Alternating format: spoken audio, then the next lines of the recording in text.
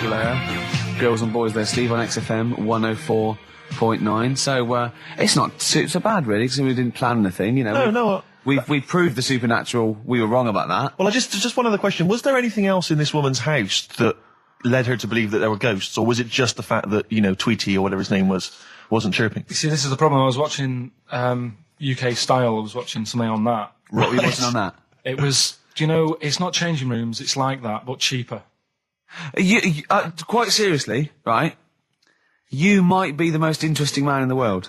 I'm fascinated by it. I'd like to follow you. I'd like to have a hidden camera on you. I can ask you any question. You know, I'd like to have you in a cupboard in my flat. So I just think about it. I wonder what Karl thinks of that. And I'd just throw something at you, and you know what I mean? Yeah, because that's what my dad did. Kept me in the cupboard. You know what I mean, though? Yeah. I wonder what Karl would You're think never about stuck this. for a conversation point if Karl's around. That's what's genius about it. He's always got an opinion. He's got an opinion about everything. Yeah. It's But I love the fact he was watching UK Style without a shadow of irony. Yeah. No, that's what I like about it. Exactly, that's what's I wouldn't brilliant. like it if he was trying to be No, he's not. kitsch Yeah. and stuff. I like it because he's down the line, straightforward, no nonsense. Yeah. This is what I like. You know what I mean? He's going to be sort of like Jeffrey Boycott, Dickie Bird when he's about like 60 or 70. He's going to get on a bus and go to the driver somewhere. You need an haircut. You look like a scruffy get. You know what I mean? He's going to be a great old bloke that Genius. he doesn't get chinned in the pub. Yeah. Right? People protect him, you know, because he's like 70 or something. But it's great. You're looking forward. You're actually in that nod. I know that nod went. I can't wait to be 70. Yeah. Wasn't it? Yeah. Can I make a suggestion that we just get people, they can email in just questions or comments they'd like to hear from Karl. Maybe they just want to know his opinion on the Afghanistan situation. Yeah, like, or you know, like last night's Coronation Street, whatever. Yeah, like they do it, you know, in the NME or magazine that coming up to the election, they go, Billy says Labour. Yeah. Ooh, I think Karl. the Sun has White Van Man. Each day they interview a guy who drives a white van, see his opinions on various topics. Karl is very much our white man van. Man van. Yeah. So any query you have, I think most of our listeners are, any to be honest. opinion that you would like to hear voiced from the K-Man, ricky.gervais@xfm.co.uk, or you can phone in. I forget what the number is. Oh, 700 800 1234. Sweet.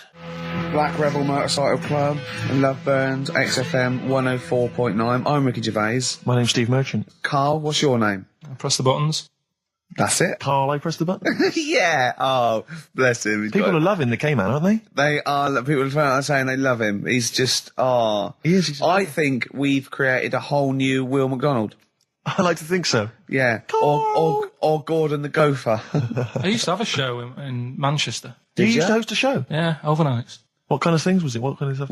What sort of tip were you on? Phone-ins and stuff. Yeah. You did a phone-in? Not a proper one. What did people phone in about? No, they didn't. That was one problem. There was no phones. Go on. No, just, you know, how things were going and that. Problems. Were you like an agony uncle? Kind of. That's amazing. Imagine that. Imagine sending someone to Karl. You got problems? Is it delicate? We'll go to Karl Pilkington. Hang on, looks like maybe there's some questions. We've got a few questions here. What's the one, what's Karl's view on... Karl, what do you make of nudism? Who's that from? Let me just check who that's from. Sort of it's a time and a place for it. That's from, it's very difficult to tell. That's great, you see. There's a time and a place for it. That is just brilliant. That is Dickie Bird. That's that sort of northern, confident soundbite. Wasn't it nudism? Time and a place for it. There's a time and a place Would you for do it, Steve? Would I do nudism? Yeah. He's not allowed. Not again. No, Yeah. It's not nice, is it, really? No, it's not with Steve. He's not allowed on any National Trust land doing it because he's caused the death of millions of starlings. That's true. There was something on BBC Choice the other night. It's a really short show. I haven't seen it before. Like an odd It's court not thing. a bloke eating cuppa soup and then another short show, like maybe someone cleaning their teeth with Colgate, and then the really short show. What was it? Go on. No, what it was about this old fella who he's into nudism. And he was saying he's done all right. Did he out play of it. volleyball a lot? He said he's done all right out of it because there's not many blokes who are willing to go nude for modelling and that. And he's about 70, so it's not. Is there much cry for that, do you think? Is there much demand for a He's doing 70-year-old all right. nudes? He's doing all right for it. Sure. Good luck to him. And the odd thing was, you see, He had a corkscrew penis. he was just like walking around on a main road in like a In the bar. seaside town. And Right. yeah, and cars would... See, that's not nudism, is it? That's mental illness. Yeah, he's just a bit dear. Yeah. Yeah. Yeah. Well, you know the competition we just ran there, the phone in, ask Karl and thing. People were phoning up. One person said, what do you think about new metal? Carl just quick as fast went, I hate it. Exactly. And he threw a question right back at them and went, do you listen to that in the morning? She went, yeah. He went, wow, you see, in the morning I like Ash. In the evening, I might listen to I think he said Magic FM. Yeah. But I love the fact that he is now, we've put him on a pedestal. He's happy with his own opinions. Before he was like, don't know. And now he wants to tell the world. He'll be down Hyde Park Corner tomorrow, won't he? And they're going, right, who wants to know what I think about, I don't know, At 2:00, I will listen to the Human League. Today at 4:13, I had one apple and listened to Primal Scream. Thank you. No, you're a great bloke, Carl. We better stop now because, you know, we're going to make you into the new There'll be more from Carl next. So this is a very last question that this is Jim, he's emailed in. He says, does Carl think that that Waterworld, Mad Max, Judge Dredd or similar films present an accurate portrayal of what a post-apocalyptic world might be like? How do you imagine the world will be, Carl, when the bomb is gone? So I've got no comment. Okay, let's forget the films. What do you think the world might be like if there was, say, a nuclear war and we had to survive underground for a while till all the, waste went away and we could come up and we could eat fruit again and, it was all weird and we had to start from scratch? I'd rather die. Okay. Okay. All right. You? Wouldn't you? Well, supposing it was sort of like, Britain was just, it was all the buildings had gone, right? Or there was some bit of scavenging. There was and we hid underground and we came out, sort of in 10 years' time. Don't keep shaking your head. You know the question. You can go, no, rather die. And it was fine. You lived on tin fruit for a few years, right? Then you had to come up and start again. You had to find other civilizations. I'd want that thing that, is it Walt Disney had? Sort of, cryogenically put me in a preserved. fridge thing and say, look, wake me up when it's all built again.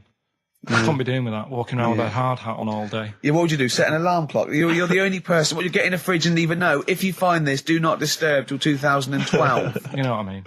No, but saying that wasn't. Well, I mean, what would you do first? You just come out into the light. It was like Saxon Britain. There was nothing. You'd have to start again. What would you do? What would you do first? I'd probably go and see where I live now to see what's left of it.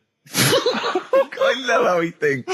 Oh, Carl, if you were the last man on Earth, right, and you had to have one other woman with which to start the human race again, right, and not your girlfriend, who would you start the human race again with? Which person would you want to? Bear in mind, it's not just like the fact that you've got to have kids. They've got to be able to provide something in this world. They've got to be leaders, and they might be all melted. And exactly. So their beauty may have. They've just got one good eye, but now they can tell what you're thinking because of radiation. Yeah. They tried to go through a pod, and there was a fish in there for some reason in their Wellington. I mean, for me, probably. What would you rather kiss, a mermaid or a unicorn? Carl, quickly. Mermaid. Why? No, I want him to answer my question. He's got a lady's face. Okay, then. What would you rather kiss? A lady with the body of a fish or the body of a horse? A fish. Wouldn't you? This is the best thing in the world. It's just like, when you call a file a rude word, and then the computer goes, do you want to open tits? You laugh, because it's like, that's what playing with Carl's like. It's sort of like you input it, and you always get, you know what I mean? You sort of get... You get more back than you bargained for. Yeah. Oh. Probably only because I've seen films, that one with that Hannah Darrell or whatever her name is in, and she looks alright. I've never seen a film with a woman with a horse's body. Maybe if I've seen one, I might change my mind. Okay, can you email us a picture of a woman with a horse's body? Yeah. Yeah. Ricky.gervais@xfm. Or do they exist? Anyway. Do you reckon unicorns exist, Carl? No. Look, let's play another song then, because I think we were going to give away some Incubus tickets. We seem to have got sidetracked. Beatles, Revolution. Mm-hmm. Was that clear? Yes, it was. Yes. Yeah, good. We got to speed this up because it's funny because our first link when we had to go at like the library and the playlist, when we played the record, Carl went, you usually do it at the end when you've run out of stuff. Yes. What's left of it? So we started with what's usually our worst bit of material. So I think we've got to turn this show round. Right. Carl's been holding this together, to be honest. Yeah. Mm-hmm. It's Carl's beautiful naivety and, can I say it, Carl, in the nicest way, stupidity. Yes. That are keeping the listeners... I wouldn't class it as stupid. I'm only joking. I'm only joking, mate. Of course you're not stupid. Everyone knows you're not stupid. You're sincere, and that can sometimes be, frowned upon in this cynical world. Would you say you've learnt stuff from me in the past few weeks? Definitely. Definitely. Rather like a scientist learns from injecting mice.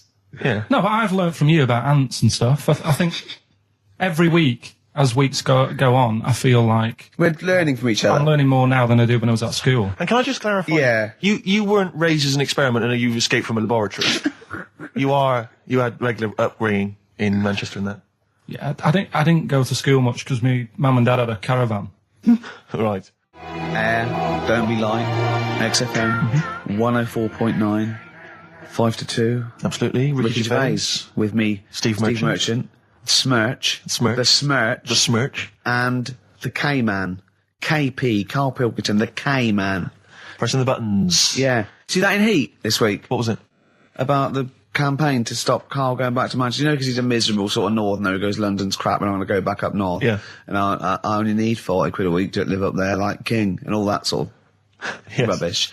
Right. Well, Boyd from Heat, we met him at the, that award ceremony. Oh, yeah. And, we were saying about, he really enjoys Karl. He's getting a lot of people people love like him, people love Karl. him. And I was going, but he's thinking of leaving. He's going, start a campaign. And he did, and he put it in there. So the campaign, write in if you like Karl. If you think he's really annoying, then we'll stop talking to him. Yeah. But I mean, I like him. I love him.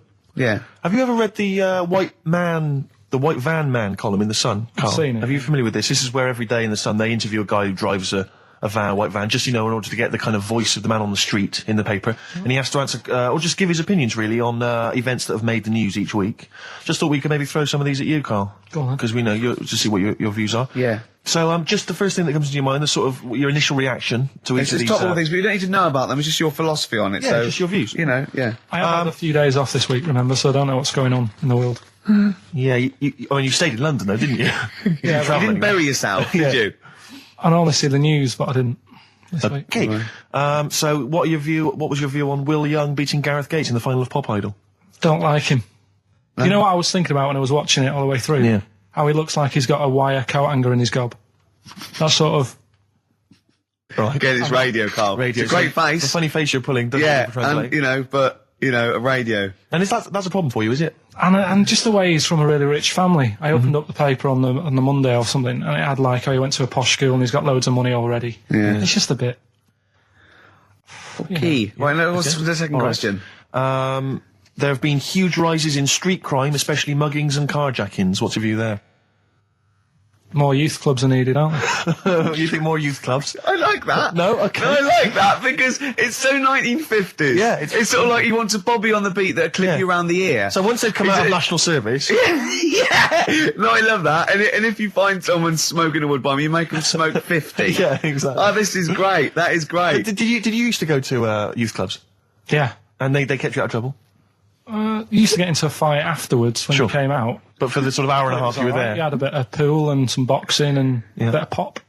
Yeah. So more youth clubs, that's good. I love him. I love him. If you're at home, just make notes because this is brilliant stuff. Honestly, you won't hear more honest from the heart Exactly, stuff opinions. than this. This is great. Go on. This is not pre-planned. These are your direct responses now. I promise you, Karl did not know what we were going to do. He never knows what we're going to do, and he always answers honestly. That is the beauty of Karl. What is it's your not view- an act. What is your view, Karl, on New York's former mayor becoming Sir Rudy Giuliani? Sir Rudy Giuliani. Is he happy with it? He appears to be pleased with it. Let it go ahead. Fair enough. Okay. Go ahead. Oh, he's genius. Okay. Is he happy with it? He's like your nan. Yeah. What do you make of Michael Greco's character Beppe being axed from EastEnders? Problem for you? The whole soap thing. What's it's back in Coronation Street, isn't she? What's her name? Who? Bet. Lynn's. She thought she'd go off and be a bigger star. Yeah. All went wrong, and now she's coming back. Yeah. Always happens, doesn't it? Beppy will be back. Yeah. No one really cares. Sure. What was the van reply? What was the guy? The White Van Man says, obviously they feel the character has run his course, but I think he's a pretty good actor and I can't understand why. So, I mean, obviously there's a White Van Man there who's also got an opinion on script development. The through line, yeah. The narrative through line of soap opera. The 12-week narrative, the arc really showed It's itself just up. the two last ones I want your opinion on here. What do you make of a cat that's been cloned in a secret 2.5 million research project? To find out what? If What, they to can clone clone it? cats, yeah. Have they had to hurt it? Sorry? Have they had to sort of hurt it to do that? Have they had to hurt it? Yeah, or is it just scraping its tongue for some stuff? I think the cat's fine. The point is that they're cloning another creature, which is potentially very dangerous. Have you seen that film where they bring Hitler back? That cat. What if that cat turned out to be a world dictator? Exactly. What do you reckon of cloning generally, Carl? You concerned about it? When they're cloning for organs, they just grow them for the, Do you know what cloning means? Yeah, it's when you, make something else that's the same, isn't it? Right. Yeah, I mean, it's not going to do any harm. Okay. And finally... When you on the World Council. Yeah. Finally, what do you make of some city workers who were caught bonking in the glass lifts of the Lloyd's building? What do I make of it? Yeah. Is that a problem for you? Do you think that's unprofessional? Was it the lunch break or... I think it was lunch break. With their own... All right. It's their own time, I think, fair enough. It only takes 45 seconds to go from the bottom to the top. Is that a problem? They moved quickly. They acted, on instinct. You think fair enough? If that's their natural instincts and they're both consenting, you think fine? Yeah. Okay. Yeah. Thanks very much, Carl. Thanks very much, Carl. Carl, we'll have more of Carl's world-weary opinions next time on the show. Yeah. Now it's time for White Van Man. White Van Man. Yes, for those that don't buy The Sun, they think it's beneath them.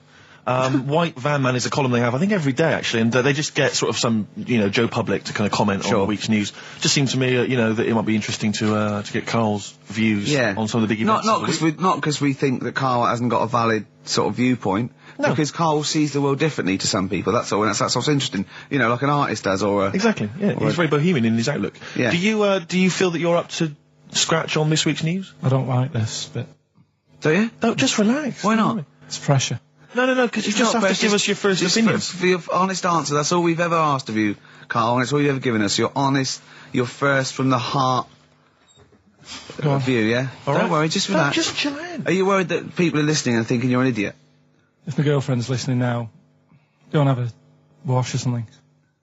Go and have a wash. Not very nice, is it? Is it the opposite of Napoleon and Josephine?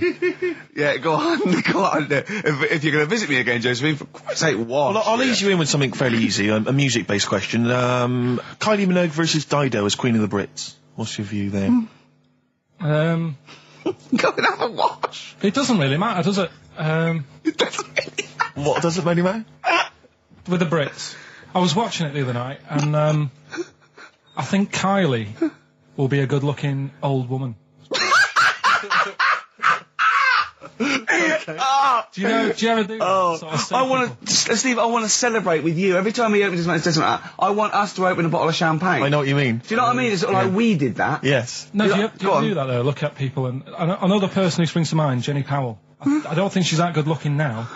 Who's Jenny Powell? Is she that girl that used to be the assistant on Wheel of Fortune? Yeah, I think she's a bit over the top for a young woman.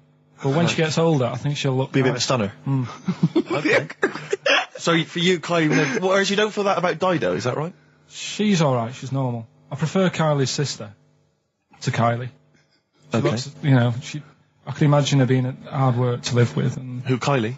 Not doing washing up and that. Right, sure. Being a bit fussy. Okay. And what do you make of taxes rising in the next budget to pay for NHS improvements? Well, my dad went to hospital to have an operation once. Yeah. So I feel like it's worth paying it, because I've got something. Because people might have to go to hospital. Yeah. Yeah. Well, it makes a change when it's someone in your family, doesn't it? Yeah. Because you sort of realise... Yeah, a change is as good as a rest. And the weird thing is, if it weren't for my dad, I wouldn't be here doing this show, because when he was in hospital... Well, no, I'll stop you there. Yeah. To be honest, that's all you need to know. You wouldn't be here, true, but no... Well, no, because this was after I was born. So, I would be here. But his more direct involvement was what? Yeah, because when my mum was seeing my dad in the hospital, I got a bit bored, went for a wander, found the hospital radio station... Yeah. And got a gig. Really? So, in a real sense, if it wasn't for Carl's dad, Carl wouldn't be here. And did your dad, while he was listening to you, did he, sort of tap the nurse and go, can you get that 12 for you? Who's put him in that? Yeah. Oh, go on. Okay, what do you make of the real-life Mowgli who's surviving in a Transylvanian countryside? Apparently, I don't know much about this story. I don't know. You know Mowgli, he's the guy from the Jungle Book. Yeah. The little kid that grew up with bears and animals and stuff. Apparently there's a real-life one in Transylvania. What were the things in Gremlins? What were the what? In Gremlins they were... Wait. Okay, this is an example. This is what your girlfriend said. Think, what were the things in Gremlins called? I can't remember. Just, I mean, really. Something like that, isn't it? No, wait. Just really think now, Carl. Just with everything with all the brain power you've ever used, think what the things in Gremlins were called. It's not there. There's a clue here. Oh no. Yeah. They're not. What? Gremlins. Yeah. Play a record, Carl. We were halfway through White Van Man. We were indeed, yes. Those lads came in. Getting Carl's views on some of the big stories of the week from the news. Carl, what do you make of the fact that the British Olympic curling team won a gold medal? I watched it. Uh-huh. I thought it was really good. The only thing that's getting on my nerves now is like, what was that? Is that a trombone player just sneaked in? That was me moving this microphone. Right. Incredible, wasn't it? Yeah. What an amazing noise. The only thing is, That shouldn't sound like that, should it? That's incredible. What a shoddy tin pot station this is. Well, we know that. Sorry, Carl. Go on. it's like in all the papers now, in like the, the Star and the Sun all week, they've been like traipsing models over a bit of granite. Do you know like how those things are made out of granite, the things they throw? Oh, yeah. And it just, that bit annoys me. Okay. The Daily Star? No, the way that, this sport, nobody had ever sort of heard of it a couple of weeks ago. Yeah. Sure. We win a gold medal, Yeah. and now in the papers it's like... They've gone crazy. They've gone curling right mad. over it. Yeah. It's a good game, though. Yeah. Good. Okay, next. All right, good. Let me see. What about the fact that the world's tallest man is living in a semi in Neasden? It's alright, isn't it? Something that someone told me in the week is that, do you know all these tall people like this guy? Yeah. It's just a bit weird they've only just found him, considering he's the tallest man. I think that's a bit weird. Yeah. Someone genius. told me that, do you know the guy who was in James Bond, the big bloke? Yes. Jaws. He's got the same illness as this bloke. Right. And what it is... It's called tall. It's something about... You're suffering from tall. You've got a small tumour or something just behind this part of your head. Yes. Oh, yeah. Just sort of in the middle of your eyes. Yeah. And the pressure on that makes you grow really tall or something. Yeah. So he needs to get it sorted. That's your advice to him. Yeah. Get it sorted. Okay, very finally, Carl, this is important. This is just projecting into the future. Get it sorted. Just projecting into the future now, K-Man. Apparently, global warming will bring sizzling summers and weird wildlife to Great Britain in the future. Are you worried about that? How soon? Soon enough for you to worry. Yeah, it's pretty worrying. Okay. Um, You wouldn't prefer it to be sunny here all the time? no, because with hot weather comes weird spiders and that. See, I always think we're quite lucky here. Yeah. If you live in Australia, you might have the sun and stuff, but you've got like deadly snakes, Yes. which are deaf. Did you know snakes are deaf? Snakes are deaf. They don't have ears. Okay. So you're all right walking about behind them. Yeah. But if they see you ahead of you, You're not. you're in trouble. But yeah, with places like Australia, people go, oh, it's great, it's sunny, but they don't talk about the spiders and They keep the spiders. lizards Yeah. and stuff. Quite. So I think we've got a bit of both the best worlds. So you're worried though about in the future, vultures flying through the sky, we've got various creepy crawly snakes. You concerned about that? Yeah, well, there's a load. I saw something in the news in the week that a load of sparrows or something was somewhere. Maybe that's the start of it. That's an interesting story. Was that front page or? There's a load of sparrows somewhere. No, about Read all about it. Sparrows somewhere. Some sparrows somewhere. Sparrows somewhere. Load of sparrows somewhere. Sparrows somewhere. there you go. Anyway, Excellent. That's Thank you great. very much, Carl. That's Carl giving his views on the news. don't do that next week. Why not? I just don't like it. Why? Pressure. It's not pressure. You did brilliantly. Yeah. Well, I think we should have a white van man session. Oh, white van I man think people tune in for the white van man Yeah, session. people who haven't tuned in, they don't know. If people aren't familiar with this, The Sun runs a column every day which is asking some punter from the street their views on the week's big events, and we just thought, why not hijack that idea, but apply it to Karl Pilkington. Carl, I've seen much news again this week. you've not seen much news. Don't worry, I'm sure you have an opinion on it. Anyway. Give us it from your heart. So Gladiator. Okay, so, well, on the subject of Gladiator, what do you make of Russell Crowe's appalling behaviour at the BAFTAs? This is, I heard a bit about this. This is, when he got some director or something, because... Director or producer and threatened them, because they cut his bit, didn't they? They cut a poem that he'd done during the acceptance speech. I watched it on Sunday night. Sure. I didn't realise it wasn't live, to be honest. Yeah. But I quite liked the way it was to the point and didn't mess about. He went up, he said thanks. So you're saying that he shouldn't have beaten up the director? Is that what you're basically saying? It's a bit over the top. You thought I mean, if you didn't have time, if you really, I mean, what's the poem got to do with the film anyway? He was an awards. So do you think it's ever justified to beat up a TV director if you're a major Hollywood star? Depends what he's done, but I mean... Right, what would he have to have done, Carl, for it to be fine for him to then beat him up? The thing is, right, forget all the beating up. At the end of the day, it was a awards thing for a film. The poem had nothing to do with the film. Yeah. So go up, collect your award for that thing. And if he really, really wanted people to hear about this poem, he could have photocopied it and left it at the entrance and said, on your way out, this is a really nice poem, pick one up. No, but the thing is, he knew it was televised, so he knew by saying that poem once, he was reaching 5 billion people. That's a lot of photocopies. Do you see what I'm saying? I'm not saying he was justified. It wasn't a poem award. If it was an award show for poems, you'd say you can't cut it out. It'd be like doing the top 40 and then going, number 1's good, but we haven't got time for it. But it's a films thing. Okay. And he went up and he got the award for the film. Which film was it for? I don't know, but when I wanted to give you results, I said, let's give Carl his results. Steve went, no, we should introduce people to Carl again, just remind people what Carl's like. And he's so right. I'm so glad we did this first. Am I right, though? Carry on, Steve. Okay, the next topic. What about this big debate over whether Kylie Minogue's had a bum job? I'd have to see it.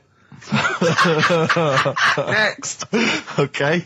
What do you make of Will Young's single? He's the Pop Idol winner. It's going to net record-breaking sales, apparently. It's going to go straight to #1. He's had millions of copies sold. I heard last week that you had to, if you wanted to buy it from Woolworths, you had to go in and put £1 down to guarantee you getting a copy. Wow. I think that's stupid. But what do you make of it, though? Do you think... as a song? Both as a song, and are you excited about Will Young and his future? No, he'll do all right. I don't think we have to worry about him. Okay. He'll do all right. It's not my thing, but he seems like a nice bloke. Okay, very good. What do you make? One? Yeah, one final one then. What do you make of our scientists getting the go-ahead to clone embryos for research? We have discussed cloning before, and obviously there's the pros and cons of that. Christopher Reeve, former Superman star, he's behind this. Are you behind him? Yeah. I mean, with everything, you have your good and your bad, don't you? Yeah. At the end of the day. If you didn't have bad things in the world, then you wouldn't enjoy the good things. I think, it's like if you didn't have robbers in the world, policemen wouldn't have a job. So it's the same thing. It's like, it's an illness. Yeah? What are they messing with? It's probably a bit too detailed to go into there, really, but... Do you know what I mean? Yeah. It's good and bad. You can't have it all. Yin and yang is what you're saying? Yeah. Okay, Carl, I can't argue with that, mate. I want to play a track now that I haven't heard for a while. It's The Verve, isn't it? Yeah. Sonnet. Lovely song.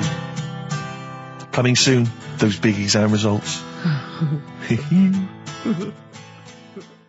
Anyway, Carl, look, let's have a little quick session of White Van Man. For those that don't listen to the show regularly, The Sun, as you know, has a section called White Van Man where a member of the public gets asked their opinions on the week's big political and social hot potatoes. Carl, we just thought it would be fun if you answered some of the questions. It's not so much questions, it's just your views really on these big news stories. What do you make of Olympic ski hero Alan Baxter testing positive for drugs? What did he do? Well, he won a gold medal in the Olympics, and what? He was a skier. Right.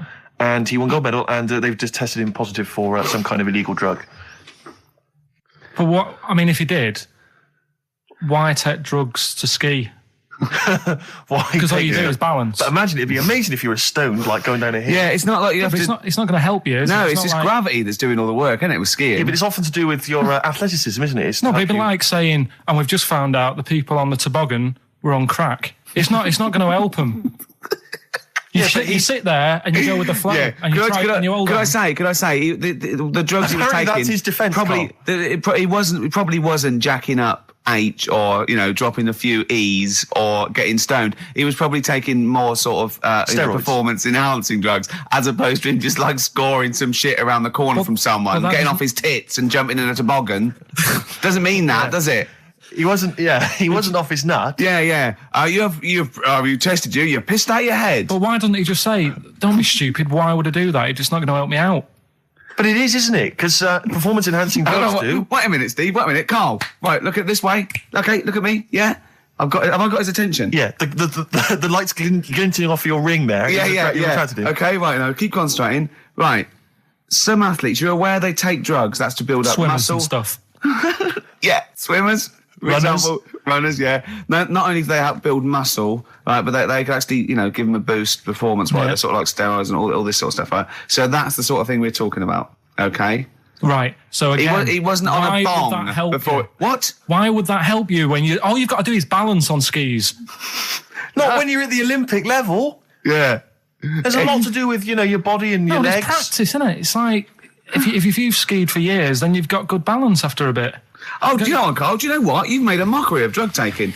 Well done. Right, next one, Steve. I hate this. I don't know if you saw it. What did you make of Posh Spice's Warts and All documentary? Yeah, I saw a bit of it. What did you make of it? I mean, people are slagging them off, aren't they? Saying, she's daft and that, but...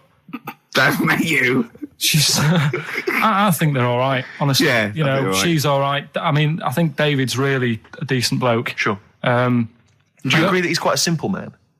Yeah, but he's a footballer. He doesn't need to be... Do you know what I mean? It's like me. Yeah. Like, all right, I only got an E in history. Sure. But knowing about the Tudors doesn't help me press these buttons and put the next CD on. No, sure. Do you know what I mean? Yeah. So, good luck to him, and he's done well out of it. It's just jealousy. Yeah. I remember, though, when I was back in Manchester, I was in Piccadilly train station, and he was there, right? Not as big a star as he is now, back then, but he was stood there, and I was so close to going over to him and saying, "Did you go to my school?" Because I recognised his face, but I didn't know who he was. Do you know when you sort of go, "Sure, I went to school. It's not the one with the big head." Yeah. But I do recognise him. Then my girlfriend got off the train, and I said, "I'm sure I know him." She said, "Yeah, it's David Beckham." And I was so thank close. God for your girlfriend. Does she get an awful lot of scrapes, does she? She does, yeah. Okay, what about the fact that the pension crisis is going to force Britons to work into their 70s, Carl? You might have to carry on working into your 70s before you can claim a pension. I think it's a good thing. Because you see a lot of old people who look bored. Okay.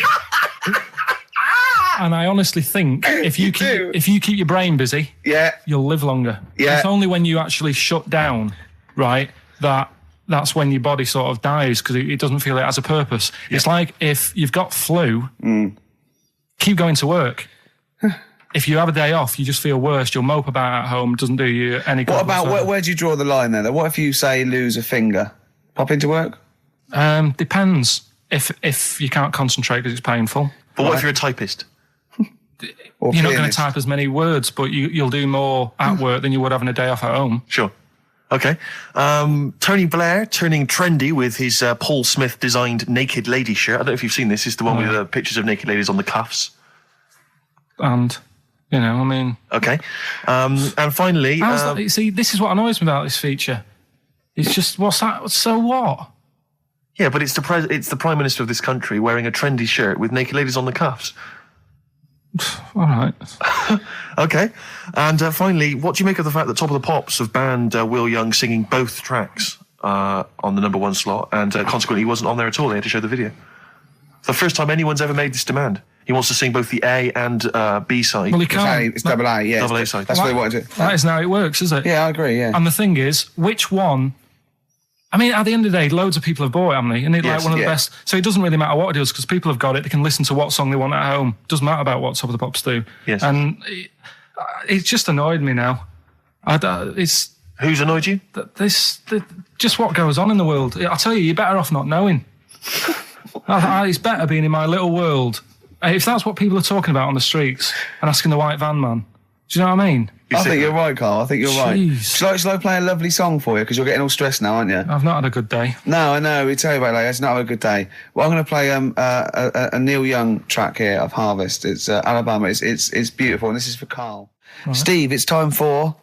White Van Carl. We should definitely get some jingles. I think the show sort of lacks jingles, I think. Noises. Funny sound effects. Yeah. Well, that's... Yeah. What's Mr. Nosy Neighbour interested in? Hello, what's going on here? Oh, we should definitely get some pre-recorded comedy noises, Carl, for next week. That's my job, but unfortunately I'm busy reading about Hitler.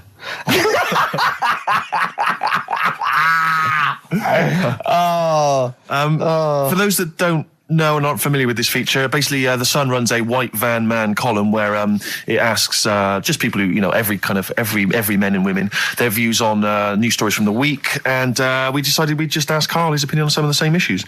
This week... Not like us to rip off another idea and just use it for our own... No, but this time... The white van man in The Sun this week is Herbie Crossman from Harrow in Middlesex. Herbie. And he's asked his opinion, Carl, and what's yours, on pop idol Will Young admitting he is gay. Come on, Carl. I don't understand what the big deal is, to be honest. Okay. No. Talking to different people about it, and they've said, it could affect the sales, girls won't like him anymore, which I think is rubbish. Yeah, because it finished George Michael's career, didn't it? Oh, yeah, and I was thinking when I was growing up, right? And Freddie Mercury. I was into Kim Wilde, right? Sure. Now...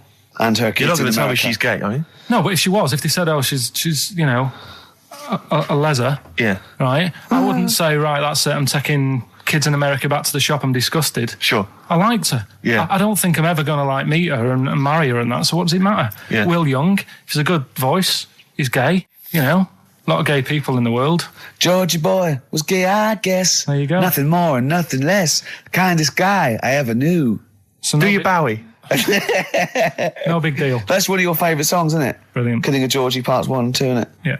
Okay, what do you make of the police protesting to Parliament over reforms? That's not the band, before you say. Right, what's all that about? Okay, well, the police have had various kind of gripes and grumbles which they've taken to Parliament, try and get them sorted. Like what? Well, it could take ages, basically. They don't like the pointy helmets anymore. Yeah. They want flat caps. They feel that their powers are restricted. They get a lot of bad press. They're not being paid well. They're only resourced. They actually demonstrated, didn't they, outside? I think they may have done, yeah. At least they're doing something about it instead of just sitting there moaning. You know what I mean? Okay. They're going to the top, trying to sort it out. Yeah. I admire that. Mm-hmm. Yeah. What do you make of the police generally? Are they doing a good job? They've woke me up a couple of times at about 4 a.m. when I was a kid. Right, was that because they were looking for your brother in his tank? Yeah, did a Sherman tank just come through here? Yeah. No, my mates nicked cars and gave my name and all that. Right. Were they friends of yours? All right, yeah. Okay, what do you make of fears that dumped Britney Spears, she's been dumped by her boyfriend, there's worries that she may be cracking up, Carl? You concerned? What are the signs?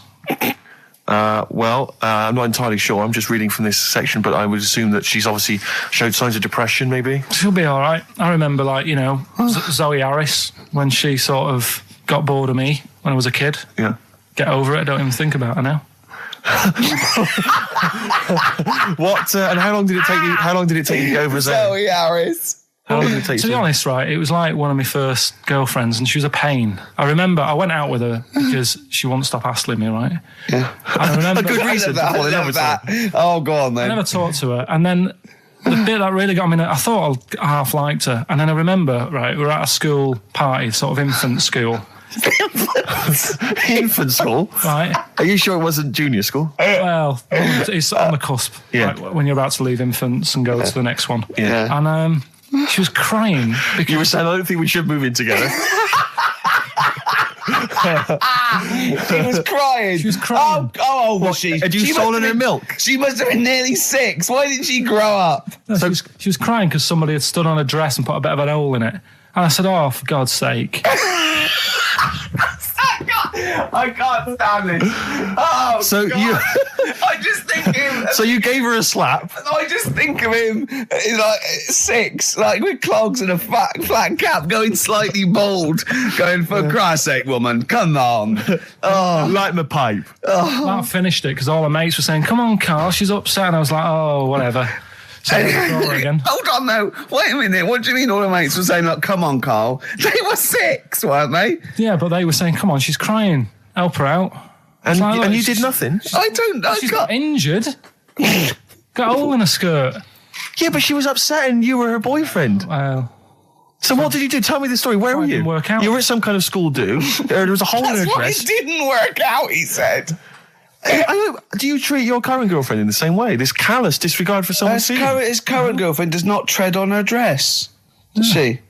Oh, she didn't. So, as far as you're concerned, what was her name? Sarah? Zoe Harris. You just felt like, well, if she's going to make a whinge about, a silly little hole, screw her. Yeah. You're all heart, Carl. What would you have done? I'd have gone over there and give her a lovely kiss. No, you wouldn't. Yes, I would. We were playing Dead Arm. In the corner. Ask him another question. Okay, very final thought then. What do you say to the fact that a judge has decided that we, the general public, have a right to know about stars' flings? Basically, this is an excuse. This is basically saying, should papers be allowed to print tittle-tattle about celebrities? Oh, this is... providing it's proven true. Oh, this is something about, isn't it, a Division 1 football or something? It definitely had of Premiership football, it was unfair. And it is true, but he's trying to keep privacy. And the judge said, well, it's not for us to censor the press over things that are true. Right. It's up to the general public to either boycott or not, that publication. What do you think, Carl? What about all this, exposing, going through the, the bins of celebrities? It's not right, is it? But no.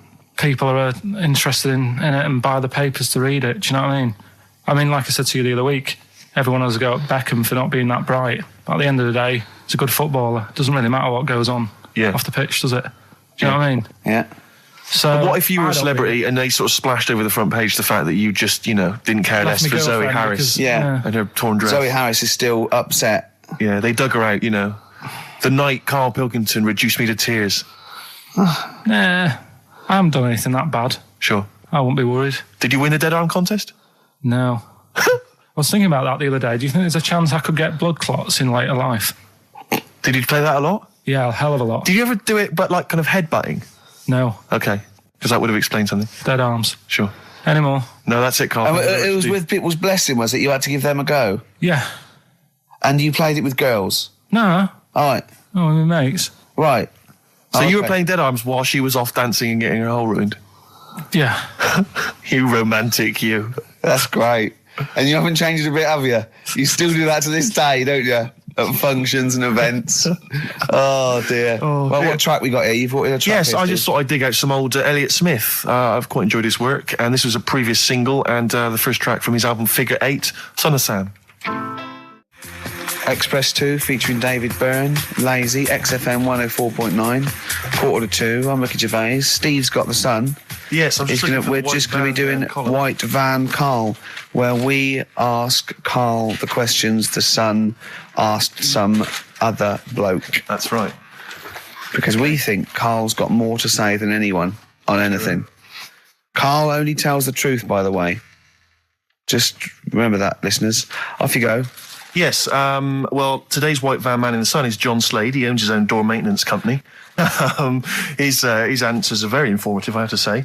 But, Carl, what do you make of the Channel 4 producer, aged 30, who duped a school into believing he was a teenager for a documentary? Are you familiar with this story? No, go on. Well, basically, a 30-year-old guy kind of fooled the school into thinking he was a pupil for a secret documentary. The school's outraged. Do you think that that's, for you, should anything go when it comes to making TV? I think I've said to you before, there's loads of kids at my school. I remember being in the first year, and kids who, what year do schools go up to? I was in the first year. What is it? 11. 5? Oh, sorry, first year of infants and juniors. No, secondary school. 11. Right, year 11. Kids have beards and stuff. No, not year 11. They're 11 when they first go to secondary school. Right. Well, I'm 11. The kids at the older end. Well, there's a fifth form, and then there's you can leave when you're 16, I think, can't you now? Right. Well, kids who were 16 looked old. They did have beards. I remember going there and thinking some of them were teachers. I think he's answered that. Next one. What's the next one? Tattoos and everything. I think they're kids in the earlier years even. What do you make of the fact that Mariah Carey's £38 million payoff has cost EMI staff their jobs, and we're talking 1,800 EMI staff who have lost their jobs? What do you think of that? Yeah, I mean, is that silly money, Mariah Carey, on 38 million? She doesn't need that much. She doesn't need that much. She has to dress nice, though. It's not her fault. I'd say it's bad business. Okay. Because EMI, did you say? Yes. right? They've got rid of them staff. Yeah. Mariah Carey's left. Who's going to do the work? Do you think Mariah should come back and do some temping? Well, they should have got a loan and paid her. Okay. Do you know what I mean? Vicious circle, that. Right. Have you done a business degree or anything? Have you? Commerce. You did commerce. Where did you do that? What did you do with that? At school, I'd learned how to fill out a cheque, pay a bill, and I think I had a trip round Kellogg's.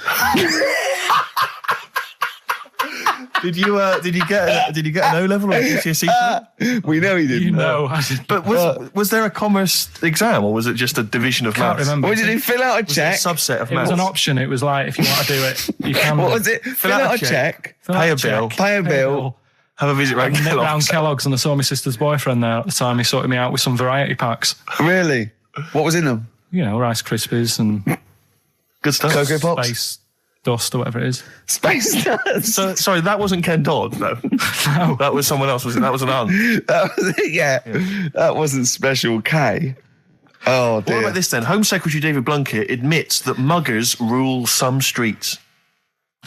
Weird this, because when I was out with you... I don't believe it's going to be weird, whatever you say, No, Carl. Go on. when we were in that pub that night and we got talking about muggers and that, the tip is what I tend to do, because I nearly got mugged once.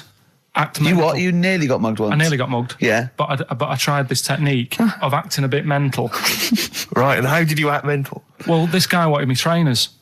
And I was in Piccadilly Gardens in Manchester. It was quite late one night. Mm-hmm. And he come up, he said, I want them trainers. I said, you want them? I said, I worked hard for these. He said, how dare you come to me asking? And I got a bit livid. And he looked at me like, oh my God, he's got a right one here. And he left me. Were you acting mental or were you just mental? No, I put it on a bit. Were you not petrified though? Well, you don't think about it, do you, when you're sort of in the eyes of danger? Well, not you. Clearly, you're a brave man. So, what did you say? I just went a bit mad. I just kind of, because he said he wanted the trainers and they were dear ones at the time. And I just said, no, you're not having these. So I've crafted you. I said, I wanted these trainers. Yeah. And, went on to telling how I work at printers and I don't enjoy it. And, I put in all these hours and that and I have to cycle home for about 5 miles. And Did he give you his trainers? Yeah. Did he have a knife or I anything? just left. No, it didn't get that violent. Well, that's very brave of you, Carl. Yeah, it's That's good. good advice, though. Just act mental. See, what's it? Should have tried it the other night. Oh, Liza Minnelli. Yeah. Well, she says, I've worked hard for these diamonds. Yeah. Not easy being the daughter of Judy Garland. You don't know what it's like. Finally, apparently there was a crook that got a security job at Heathrow. Right, he was a crook and he got a job at Heathrow. As robbers steal another £2 million. Apparently security down there is lax. Yeah. Is that a concern for you? Is this another Yeah. 2 million? Yeah. Why is all this money at the airport? It's those sandwich shops. You know how they're really expensive, the sandwiches in when you're in a plane. They're like £2.50 for tuna, which is ludicrous. Yeah. That's basically the reason. What do you mean, why is all this money at airports? What is it doing there? Why? Have a go. No, have a go answering this yourself. Why is anything at an airport? It's going somewhere.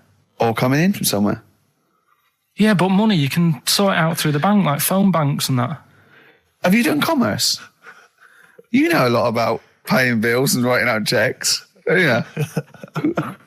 Tell us about Kellogg's. What was it like? What was in the factory? Was it just like squashing bits of corn? Pretty boring, really. Just loads of conveyor belts, boxes of cornflakes everywhere. Just what you imagine. Yeah. So is it more, this is where you might be working? This is where you're likely to work if you Possibly. leave There was school. 2 trips. There was that and the trip to Manchester Evening News. Okay. And I left that early because I had a job in Cordon Bleu. In Kellogg's. Cordon Bleu, what's that? It's like a supermarket. Yeah? And I had to leave the trip early and the teacher went mad saying they'd thought I'd got lost on the, in the building and stuff. What, you It didn't caused tell a anyone? uproar. No, because it was like day 2 of working in this supermarket and I couldn't be late.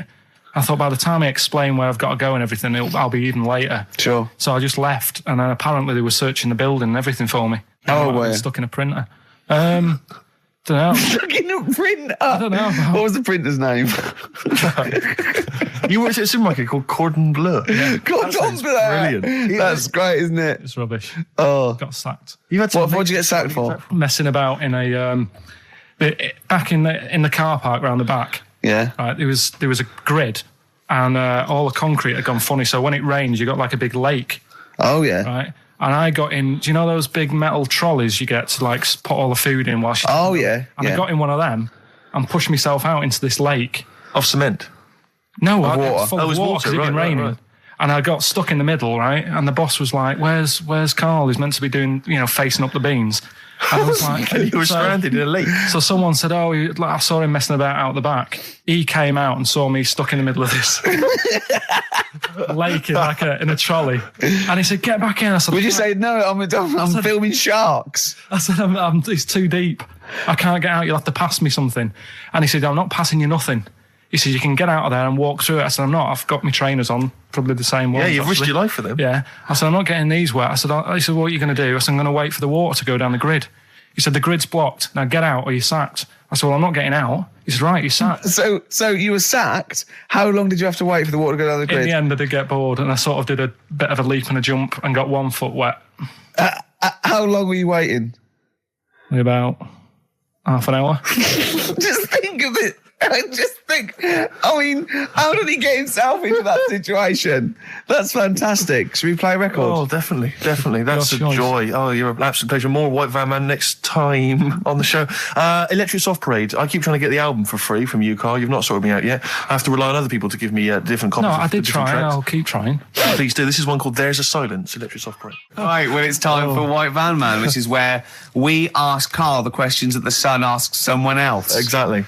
It's an article in there where they ask them, typical man on the street, the big questions of the day, gives them their platform to the nation, and we think this is just too good to let out because we only care about one person's opinion in the country now. That's true enough. He's the K-man, and there he is. There he is. Right. Karl, your thoughts, please, on Kylie Minogue slagging off Britney Spears for ignoring her fans at her premiere. Are you aware of that story? No.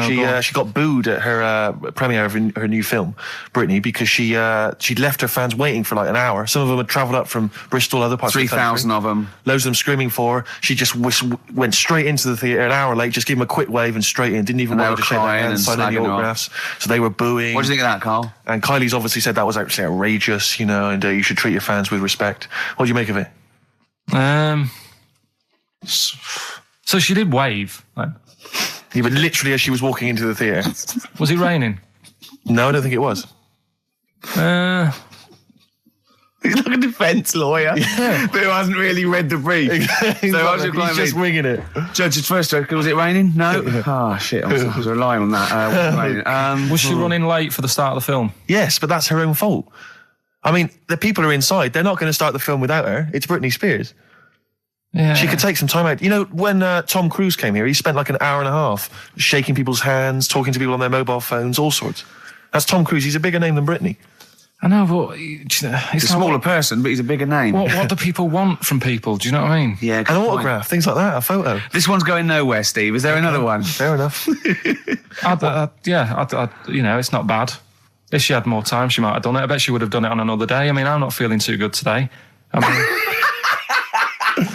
you're going to still take time out to sign people's autographs, surely, when you leave the building. Yeah, there's always a bit of a crowd, isn't there? Next. Go on. What do you make of a New York's ex-police chief saying we need more bobbies on the beat? He's come over here. He's the guy that sorted out crime in New York City. He's come over. He said, "You're going all over the place here. You need more bobbies on the beat, more policemen, a visible police presence." There was something last week about some copper in London who was sat on a bench, and he was asleep or something. Yeah.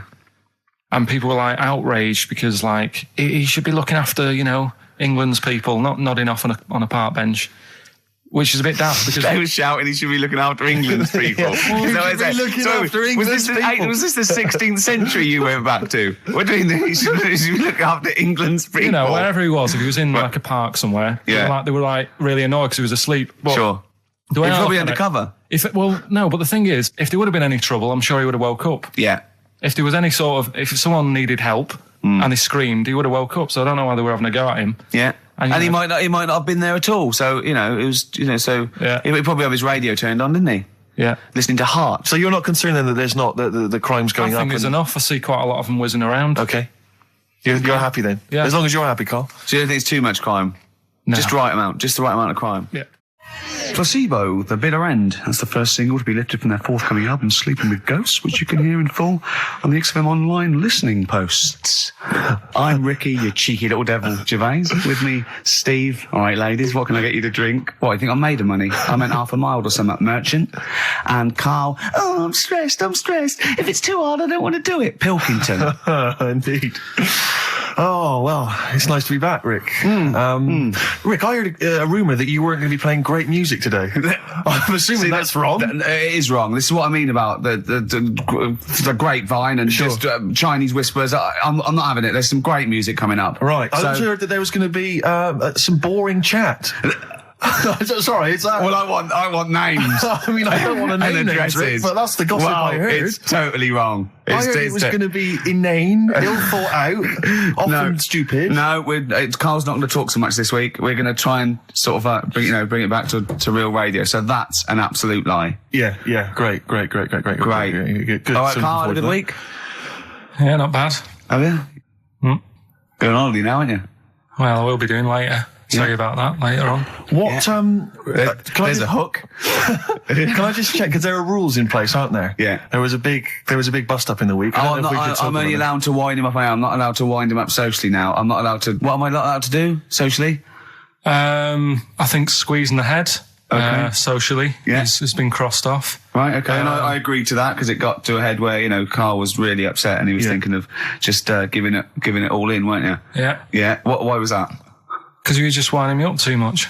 Yeah. I mean, do you want to bring it all up again? I don't mind. What was I doing? It was just... I should say now that there was a conversation where we were all sort of really walking on eggshells.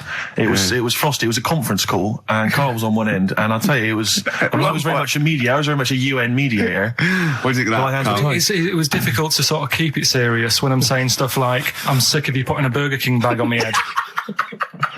Do you know what I mean? Yeah. There's a part of me that's like, I can't believe we're doing this.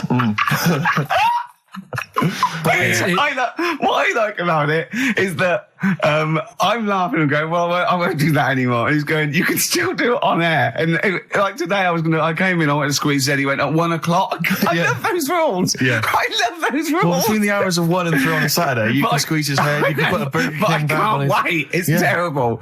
Oh, dear. That all started last week as well, really, because I got in a bit earlier to do an edit for you on some track that had swearing in it, right? Yeah. So getting early, he comes in, first thing he does is go to sort of squeeze me head. And my reaction was, not now, do it later. As if it's all right to do it later. Yeah. So that's kind of what made me think this isn't normal. We should just point out, when we say squeezing your head, what exactly does that mean? I put my hand on the front. I do 2 experiments, right? Yeah. One is the side, because you can crush an egg sideways, so I think that's more dangerous. Right. And I actually put my elbows out, and I press like a vice, and I really go for it until it really hurts. And the front one it shouldn't hurt so much, if my experiment's right. I don't know.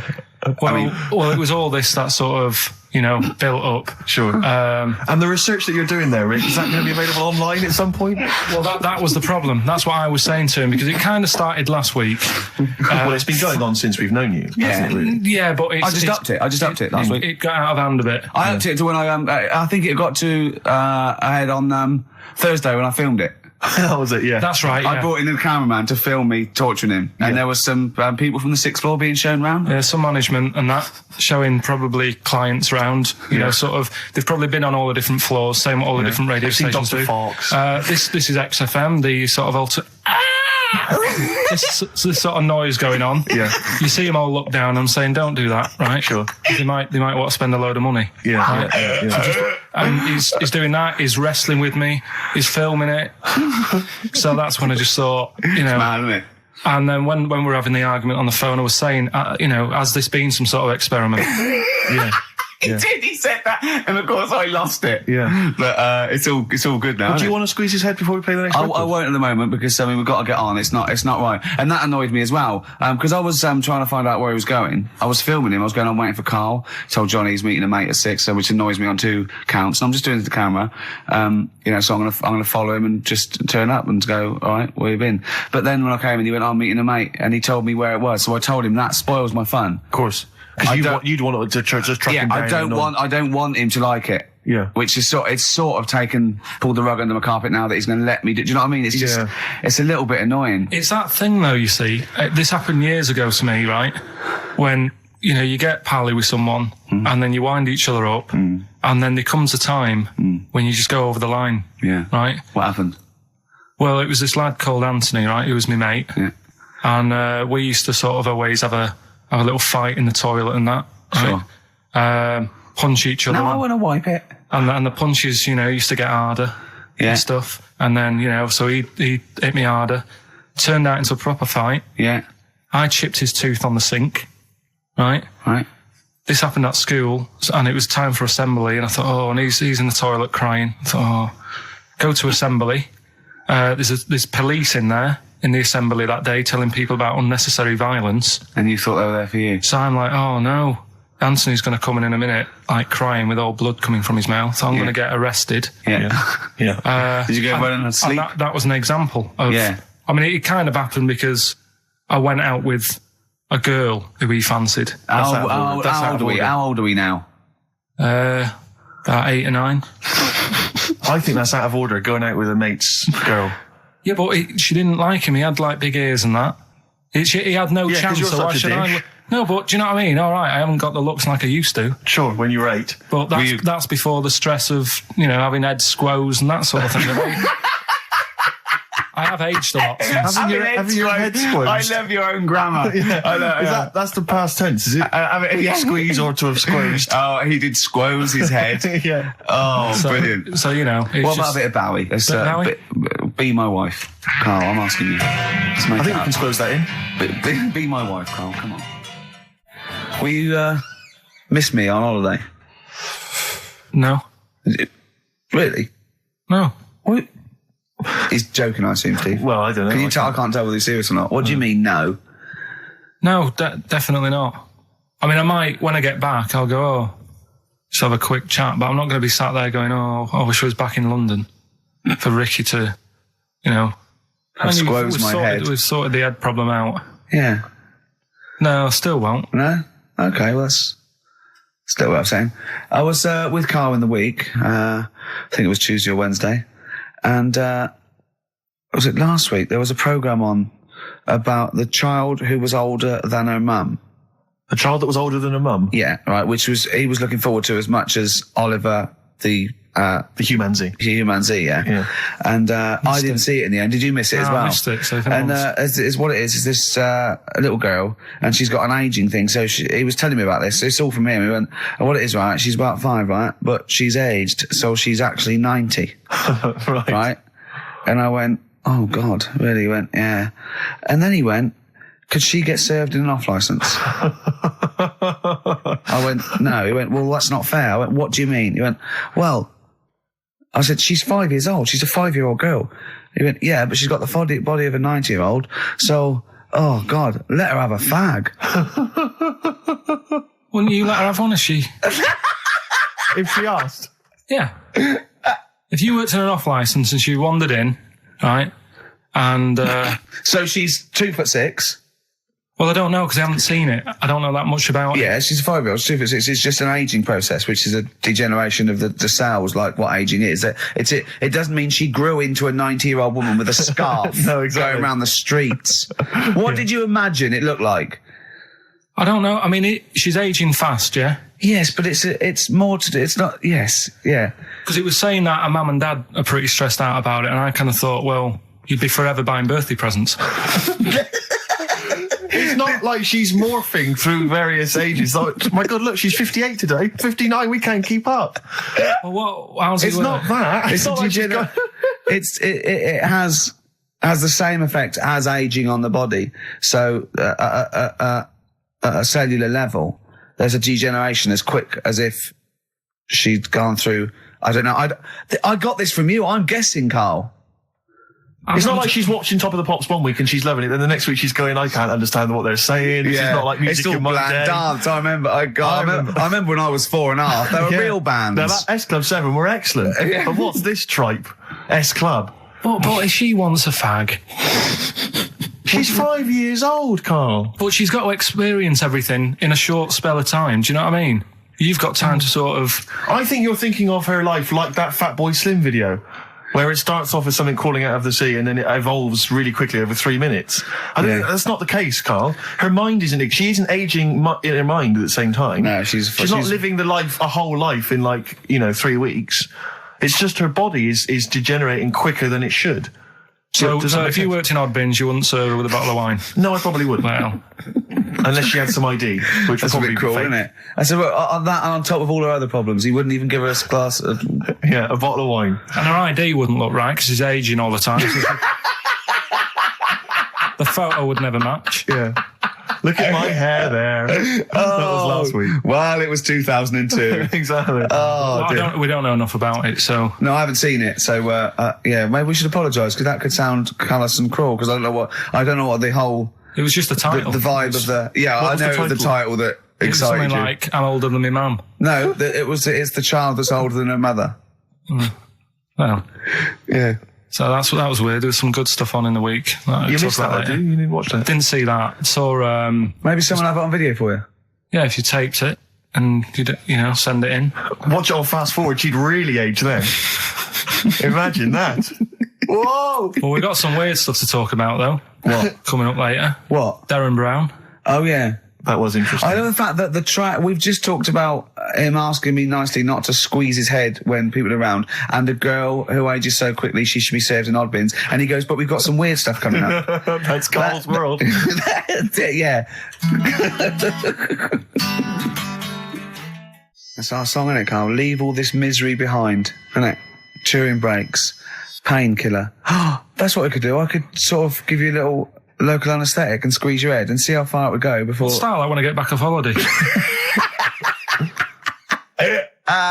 Oh dear. Rick, I was watching music television this morning just before I came out. I love it. I kind of agree with Wyclef Jean. Yeah. That just because she dances loco, it don't make her a hoe. No. But I can't help but feel she's not helping her case. I mean, she's there every night, basically, getting them out for the lads. I know. For money. Yeah. I mean, I don't mean that she's a hoe or a whore, as we say, but I can't help but think if you think people are slagging you off, calling you a whore, get a different job. Because I'll tell you this, you like the money. Yeah. She likes the easy money. I'll say this. If...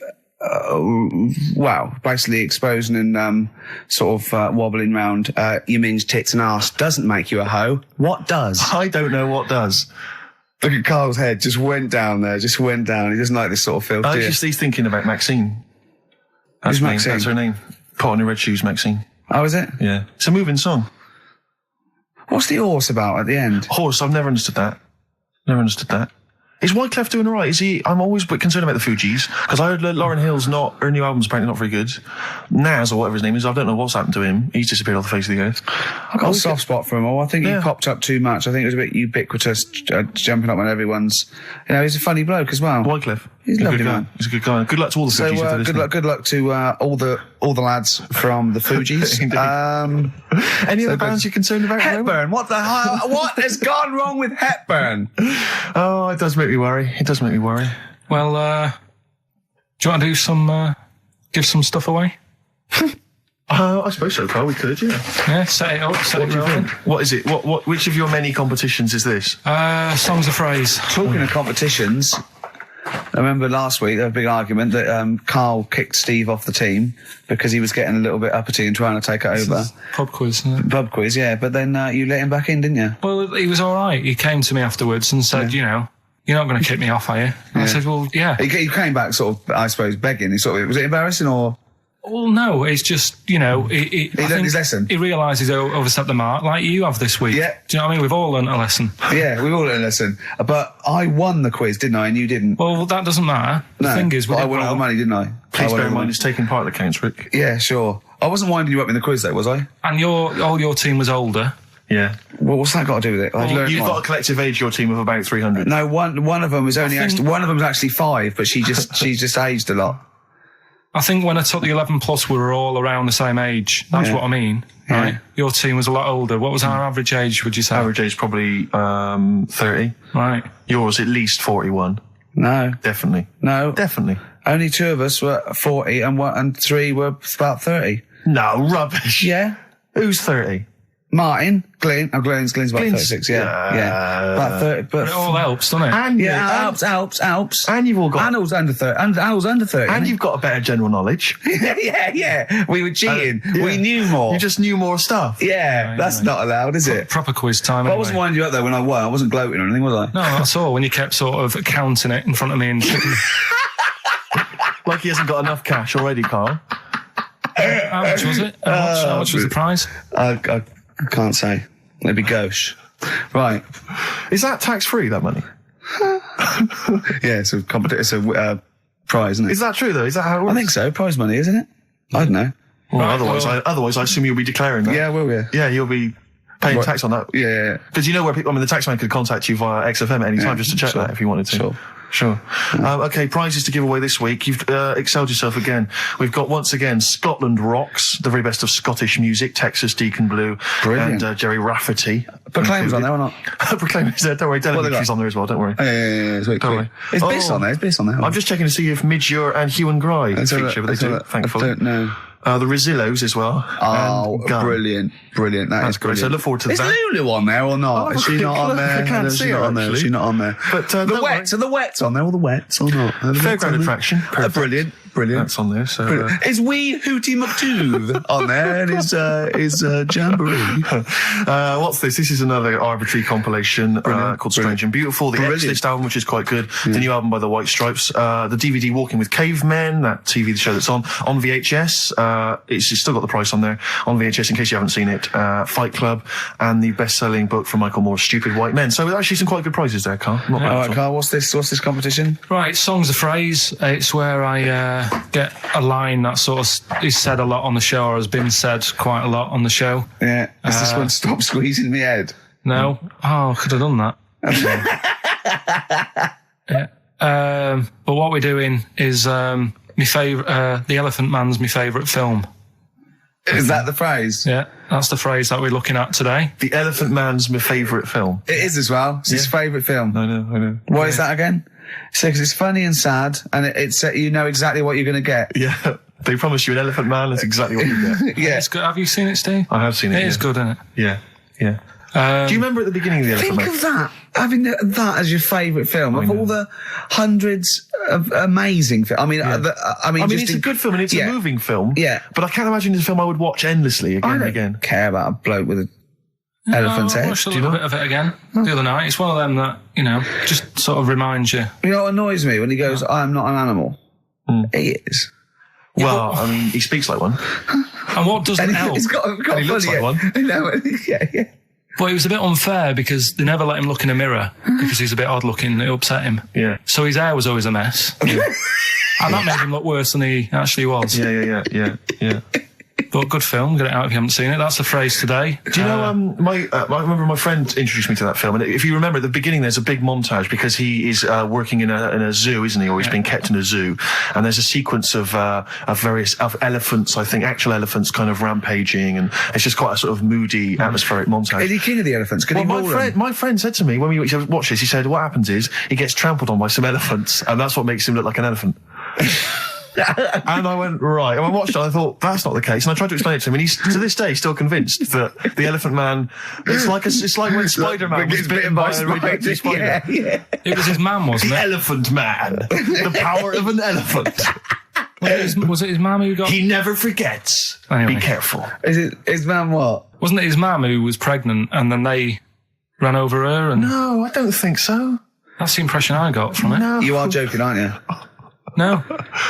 I thought, I honestly... Anyway, right, so the phrase is, my favourite film's The Elephant Man. Hold on, wait a minute. There's 5 songs make up that sentence, right, this week. Have a listen, see if you can work out the songs. Email in, ricky.gervais@xfm.co.uk, right? And you win all that stuff Steve just said. So, right, here we go then. The Elephant Man, he's my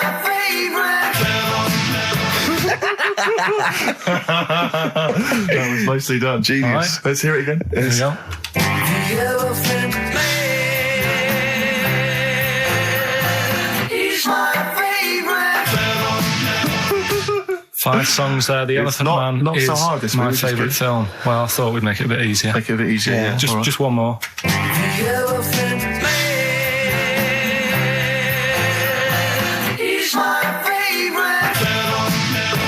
favorite. Email only, ricky.gervais@xfm.co.uk. Brilliant. A bit of hip-hop hooray, a bit of a rap classic. Although you may not have heard it before. Basically, they then go on to give shout-outs to lots of Players Club. Sweet. So we'll end it there. Yeah. That was Rappin' for Tay and the song Players Club from 1994. Still sounds brilliant. It's still hip-hoppity though, isn't it? It is indeed, Rick. Let's have some adverts. It's the Mock Turtles. XFM 104.9. I'm Ricky Gervais, with me Steve Merchant and Karl Pilkington. Karl the K-Man Pilkers. Little Pilkers, little baldy, roundy, heady Pilkers. Oh, yeah, there's... Go on. There's a what's the name? If people go to the You're website... joking. There's not a what's the name. An actual what's the name? You are joking, Karl. No, it's just you reminded me. Oh, of did the I? little round bald head. Yeah. If they go to xfm.co.uk, right, Yeah. /Ricky, there's a picture on there. You know that picture you did? Oh, that I drew. The one you drew of me? Who put it on? Did what XFM put it on? Yeah. Did it look good?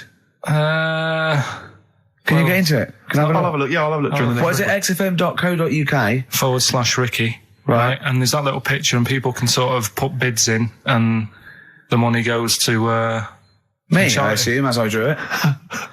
No, it's for some charity thing, so... Because I read something that I think there's been a bid of at least £50, which is pretty No, impressive. there I swear hasn't. to God, I just saw it earlier. I deleted it because I thought someone was winding us up. You deleted it? Well, I didn't know, did I? I didn't realize you didn't keep me informed. Well, it just... Oh... He's a buffoon, Karl, isn't he? I think you're an idiot, but sometimes... Oh... Yeah. Yeah. Well, I'm just going to life's check. cruel. Just going to check the power list. Top 100 most important people in radio. What's this list? Oh, it's just the most important people in radio. Oh, 56, Ricky Gervais. That's annoying. 56. Let me see. So there's 55 more important people than me. I love the fact there that I've beaten David Mansfield, who's the controller of Capital. Yeah. Arbitrary. The Radio Academy Power List Top 100. Ah. And you're what, number 56? Yeah. Ricky Gervais, XFM. I noticed we're not mentioned, Carl. What's your thoughts on that?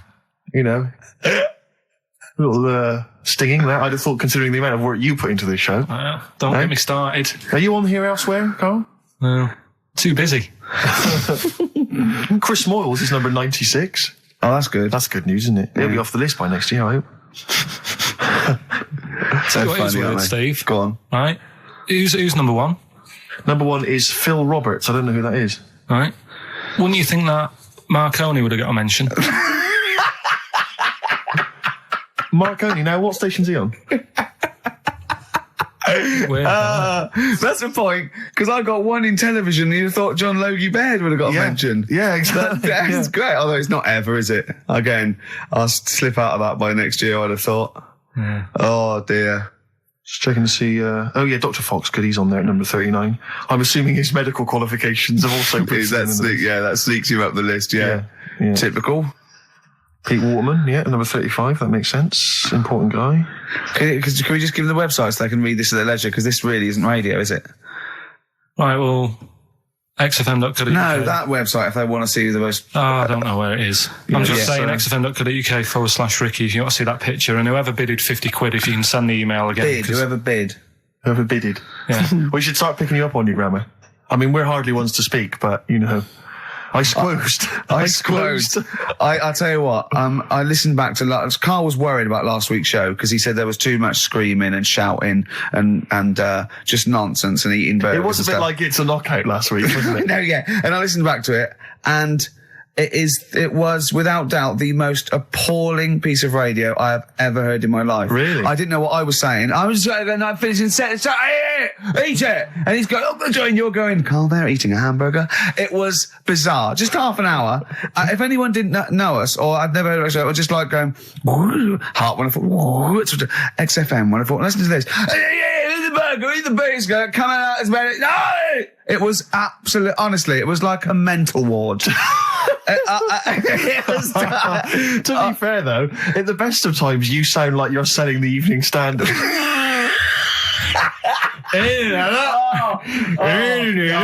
Oh, God. Oh, we should have the worst bits available, shouldn't we? Just the worst bits of broadcasting ever. So where I didn't finish a sentence or I was just shouting or a record. I mean, it was swear word slips out and just put them all on a CD. Like, like Panky put out the best of his phone calls. Exactly. Yeah. Yeah, I haven't got that. The worst radio show in the world ever. Yeah, no, that's what I call bollocks. Yeah. All right, calm down. That's shit. just cheapened it. Oh, now once Sorry, again. Oh, tits. Good to see those boys still rocking.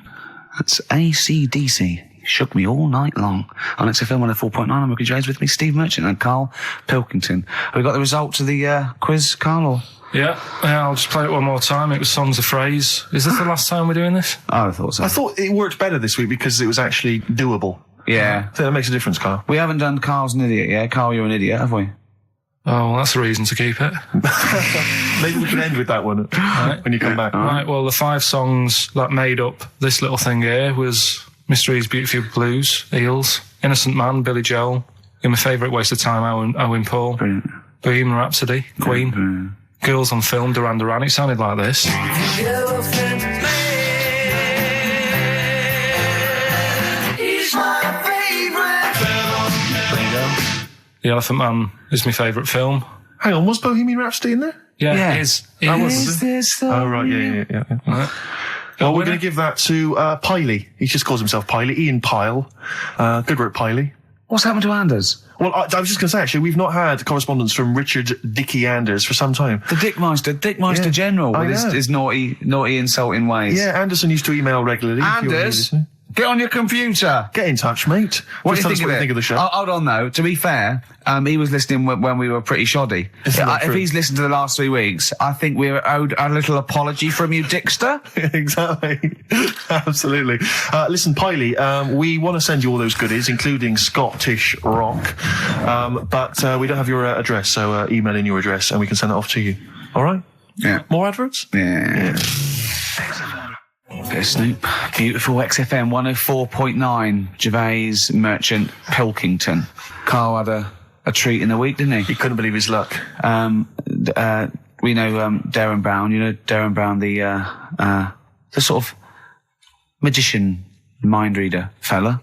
It's more special than that. Well, called me up in town, said, do you mind if we bring along Karl? He went, pleasure. Karl's very cynical, saying, well, he won't get into my head. Yep. Great, wasn't it? It was brilliant. He went, can I ask him questions? I went, well, no, he's social. He went, I'm not coming. I went, well, I'll ask him. I want him to know how he did that trick when he said, you got the winning ticket. I went, he's not going to tell you. He's a magician. He went, well, it's not worth it then. If I can't quiz him. But he came I along. still did, though, didn't I? Got in there with the questions that the people wanted to know about. Yeah. Yeah, go on. What did you ask him and what did you find out? I said, how do you do that? I love the fact that the first half hour, me, Steve and Darren Brown were convincing Karl that he didn't see a ghost when he was 5. Yeah. And then we got onto the tricks. Yeah. Well, it will live in my mind. He won't get inside my head. Yeah. And he got inside your head magnificently, Karl, didn't he? I mean, were you not amazed? I mean, Darren promised actually that he would come on the show in the future, and then you, the listeners, can see how he can baffle, amaze, and generally freak out. I Karl. think we should film everything that happens, right? Because it's just a waste, because you're only getting half of it when you hear what Karl has to say. Because his face... Yeah. Honestly, it says 1,000 words. Yeah. Do you know what I mean? It's just, I think we should film it and just put it on a DVD of Karl's facial expressions. This is Karl thinking he saw a ghost. Yeah. This is Karl thinking they were going to clone a man moth. Yeah. It's just different faces. So do you want to try and explain what he did and what marvelled you so much? Right, yeah. He comes in, he sits down. I'm a bit sort of, bit spooked by him straight away. Oh, you're spooked by him straight away, Yeah, really? there's a weird thing about him. Right?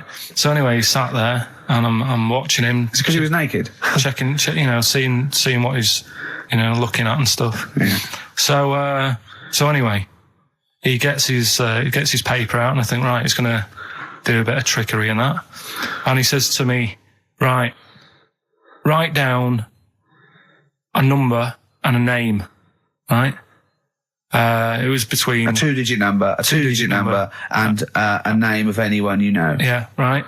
Now the thing is, I thought of the name because I was telling Steve earlier about the about the kid at school who I fell out with, right? Yeah. Over that girl who was called Aris, Yeah. right? So that name was like in my mind, ready to go. Because I didn't want to use anybody's name who I knew, No. sort of now, because Sure. maybe you've mentioned it in the past. Do you know what I mean? I couldn't say Suzanne. I knew couldn't say Colin my dad. Makin anyway. Yeah, well, do you know what I mean? Auntie Nora. I picked a name, yeah. Well, I thought you might have been thinking about Auntie Nora.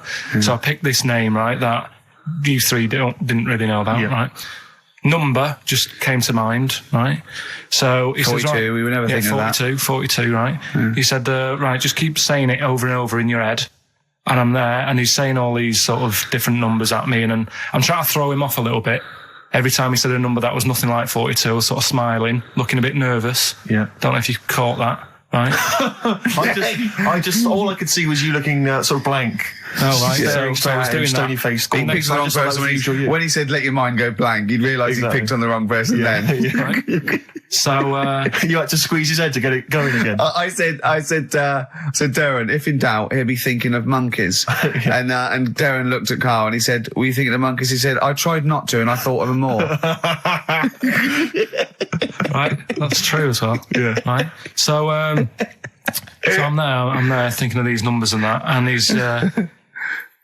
he said, right, let's just talk about other stuff for a bit, right? So I was like, well, I'm not going to say anything. Yeah. Right, because I don't want you to catch me out. But then when we were talking, I was trying to like knock him off track. Do you know what I mean? I wasn't. Oh, do you know what I mean? I played a bit of hardball with him. you know, really. Yeah. I was like saying, because we were talking about aliens and that as well, weren't we?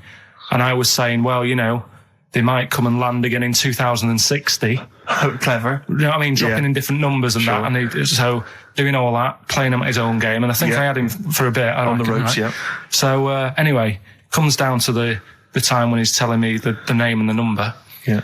And, well, he explained what he actually did. I mean, that was... He said, just think of a number at the end of it. And he said, oh, is it an I? And you went, it wasn't an I, but there is no, okay. And anyway, he got You got the name. Harris. Then he went and said, "Do you an extrovert?" And he wrote down these numbers. Well, he wrote down some numbers and he said that if you're an extrovert, these are the numbers you tend to choose. If you're an introvert, these are the numbers you tend to choose. And he wrote them down.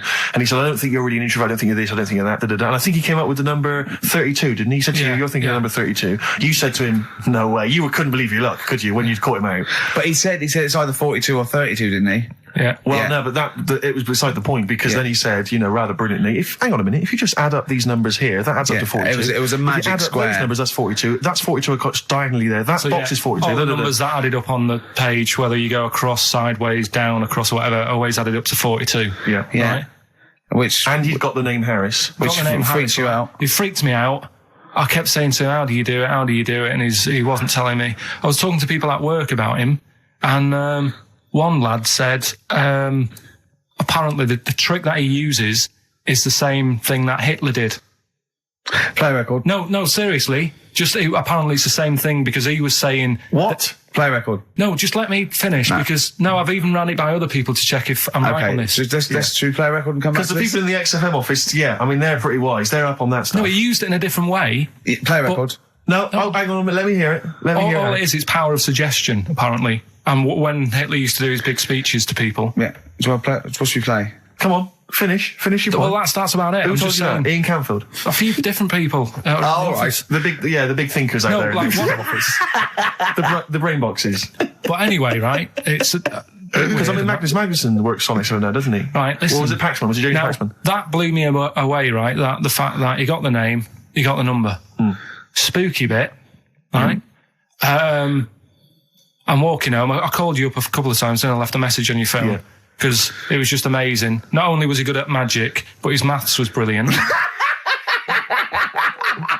No, well, that thing adding up to 42 was like, how did he do that? I mean, we didn't even make a big deal out of He that. said that to me. He said, all Carol Vorderman's got is the maths. Yeah. Do you know what I mean? Imagine him on Countdown. Yeah.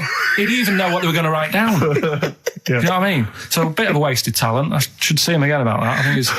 He asked him, I said, why are you doing it on mucking around on telly? Then he went, sorry? He went, why are you mucking around on telly? Yeah. And he said you could make some serious money. I think Steve went, well, he does all right. He went, nah, but he did that the ticket thing all day. Yeah. But didn't you say to him you should be working for the police force? I said, yeah, you should be in a police station. You could help people out. Yeah. Do you know what I mean? It's not a daft idea, is it? Not really. Right, so anyway, right, so I get home, still, I'm calling different people up walking home, I couldn't believe it. Yeah. Right, I called Suzanne up telling her about it, and she's like, slow down. She said, you're like a little kid who's just been on a fairground ride or something. Yeah. Slow down. Right, so I'm telling her, call me mum and dad up. My dad wasn't that impressed. No, of course He's not. like, well, it's all been done before. But anyway, right, so... But then he wasn't impressed with Little Donkey, was he? No, he's not impressed by much, is he? Right, so I get in, He probably had to nip out down to the phone box. Right. And do some thieving. Yeah.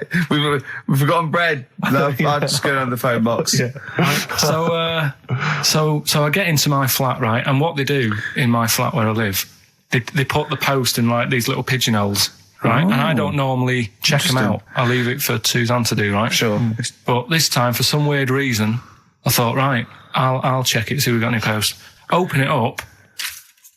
There's only this. A letter for Miss Harris. Yep. There it is. Bona fide in front of us. A letter addressed to a Miss Harris. Well, does she live there? No, it's my address. She doesn't live there. Did she ever? Don't know. It doesn't matter. It's weird, isn't it? But We've never had. Normally, I think there was a guy who lived there called Yakishoki. Mr. 42. It was definitely wasn't an Harris, right? This is the first time we've had a letter for this woman. Yes. Right. But what are you claiming? Because Darren Brown himself admits that it is not paranormal, it is not supernatural, it is a trick. It's a trick. Is it? But he would say that, wouldn't he? Hitler said that. Play a record. Well, can we open this? No! It's illegal!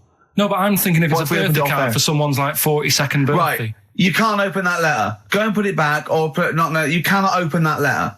Why not? You can't open someone else's mail, because you think Darren Brown's supernatural. What if we steamed it open and then resealed it? No one would know. It's only a letter. You can't, you can, but I don't want any part of it. Carl, I think you should open it. No, you open I'm it. not opening it. It's against the law. You should open it Right, then. we won't open it then. They won't send you to prison. Forget it. You'll get off. Cure? Yeah. Bit Bit of of cure? cure. There's no cure, no. I'm looking. Well, I'm tempted to open it. Well, do you want to, Steve? There you go. No, I'm not going to open it, but I think you should, definitely. 6 Different Ways by The Cure from the album The Head on the Door. We've enjoyed that. The head on the door, Carl. Ooh, bit of a coincidence. Spooky, isn't it? It was only 4 weeks ago you were talking about a head and a door. Exactly. Has the door got a number on it? 42. Oh, dear. So we're not opening it. No. Well, I can't open it because as the producer, right? Oh, yeah, because your standing in society is such that they'd make a real example of you. Yeah. A producer of a tin pot radio show once a week. Yeah, he should know better. He can press buttons and talk at the same time.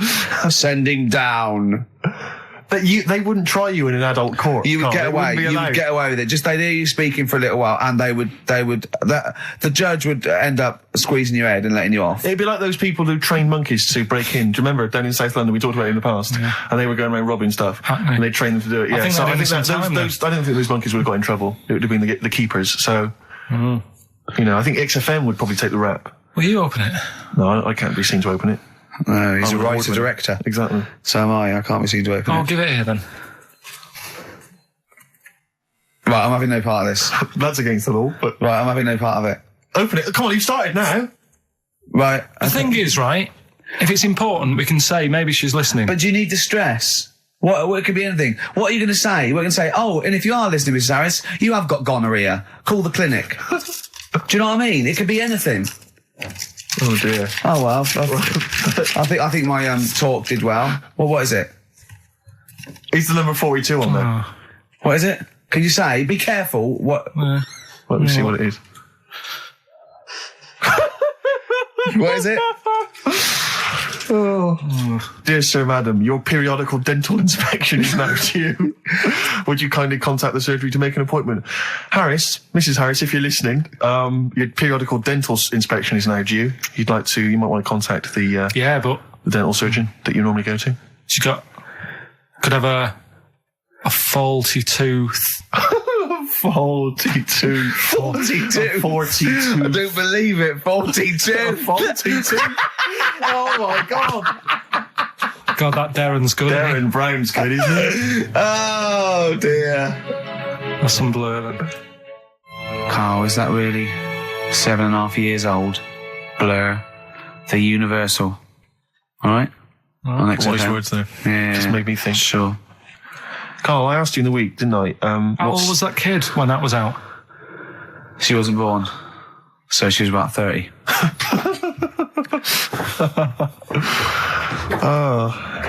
Well, I think that's the first time we've officially broken the law on air. What? I don't think we've broken the law before on air. have Be we? all right with the dentist appointment. Well, we haven't broken the law, Steve. He has. You're right. Yeah, we're fine. And he should know better. He's the top producer of a tin pot radio station. Carl, Ricky and I were doing some writing in the week, and we needed get a little book of zodiac types. What's your thought on Just to make sure it was good luck, to be writing. Yeah. Yeah. What do you make of all that stuff? Horoscopes? Do you have any thoughts on that?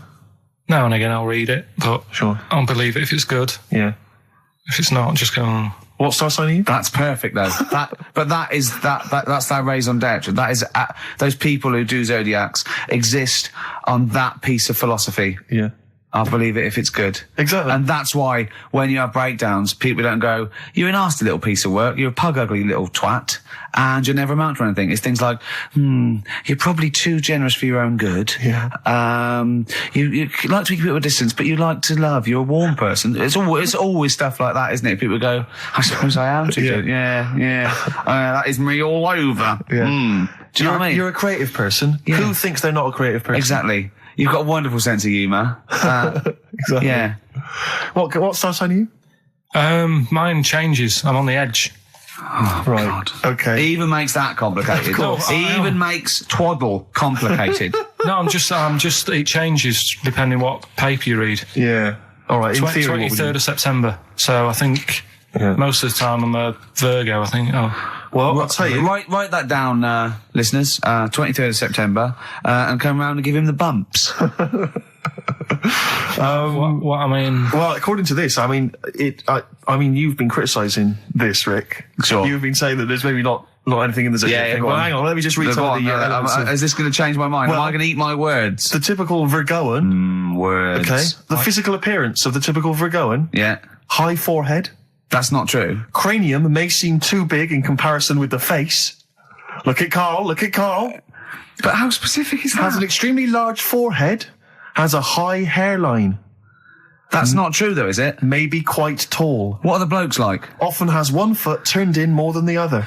They've just described Rain Man. What is that? How can they be specific? Well, that's why it sounds like Carl. One foot turned in. Yeah. Oh. Well, have they even bothered doing one for you? Because there isn't many people who... Hang on a minute. Let him finish, Steve. No, I'm just saying. Go on. What are you saying? I sort of think I'm fairly average looking, but I'm saying, have they wasted a page in that book for whatever you are?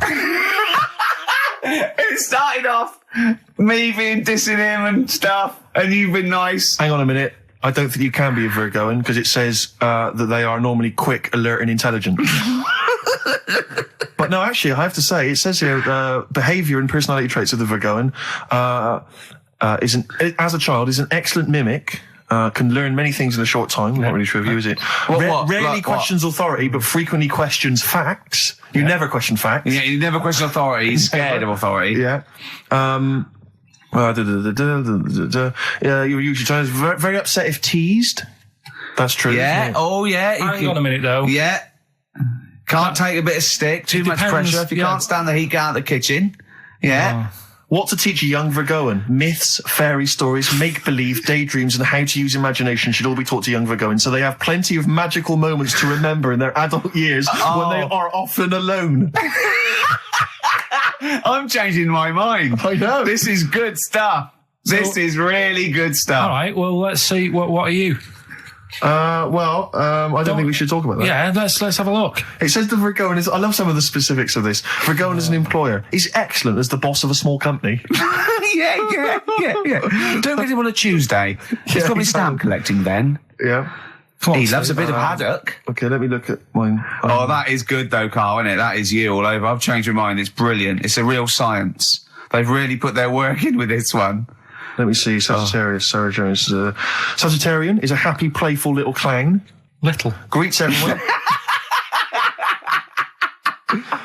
Oh, dear. Yeah. Let me see. Sagittarius at home. He's only going to read the good bits, though, isn't he? Yeah, exactly. If that's it, what can it say? Have they done yours in sort of small print? Because you've got special eyes? I don't know what that insult is, Carl. What kind of an insult is that? Well, you know. He's happy with that. Look at his face. He's done me. Oh, dear. Back together. Little Baby Bird. On XFM 104.9. Gervais, Merchant, Pilkington. Gervais, you're Cancer, is that right? Yeah. Just looking you up in the little zodiac book. Sure. Again, I've really changed my view. I used to dismiss these out of hand, here we but go. these are bang on about Go you. on. May have remarkable teeth, perhaps prominent, irregular, or in some way unusual. You Yeah. have got quite strange teeth. Who doesn't know when they're English? Even if slim, may appear broad or plump. Maybe plump or tend to put on weight very easily. Yeah. Correct. Yeah. Behaviour and personality traits. Loves delicious food and drinks, but almost always dribbles even when past babyhood. How specific is that? It's true of you, though. You know what that is, though, You can don't barely keep you know it what that in is, your don't mouth. You can barely you? keep it Because in I your was mouth. born at a certain time of year. Exactly. And that's what happens. I tend to dribble. Yeah, well, no, that is fair enough. I think it starts to fall apart, though. Why? When it says, Intelligent, handsome. no, it just says, takes work seriously and does not like frivolity. I mean, a man who spends most of his time squeezing people's heads and struggling them to the floor. Yeah, maybe it's not. dear. I did squoze his head. I squoze his head many times. Although it does say that it says about your loves and hates, your likes and dislikes. You apparently like anyone who loves his or her mother. It's so specific. Oh, dear. What Well, there you about go. ours? Let's have some adverts. Please. Hoo, it won't do. Listen to the Gallagher Boys and stop crying your heart out on XFM 104.9. No need to. It's monkey news. So there's the time. Time for monkey news. Can we have the jingle? Oh, chimpanzee, that monkey news. I love the jingle. Right, well, Can we play that jingle once more? Yeah. let me cue it up. So, chimpanzee, that monkey news. Oh, it's brilliant. Got a lot to live up to now. I'll be honest with you, often that jingle is more fun than the monkey news. Yeah. So you got to excel yourself this week. Well, it's there's been a lot going on. In the monkey world. Yeah, I was looking at the Guinness Book of Records that we bought last week. What you bought? What that I bought. Yeah.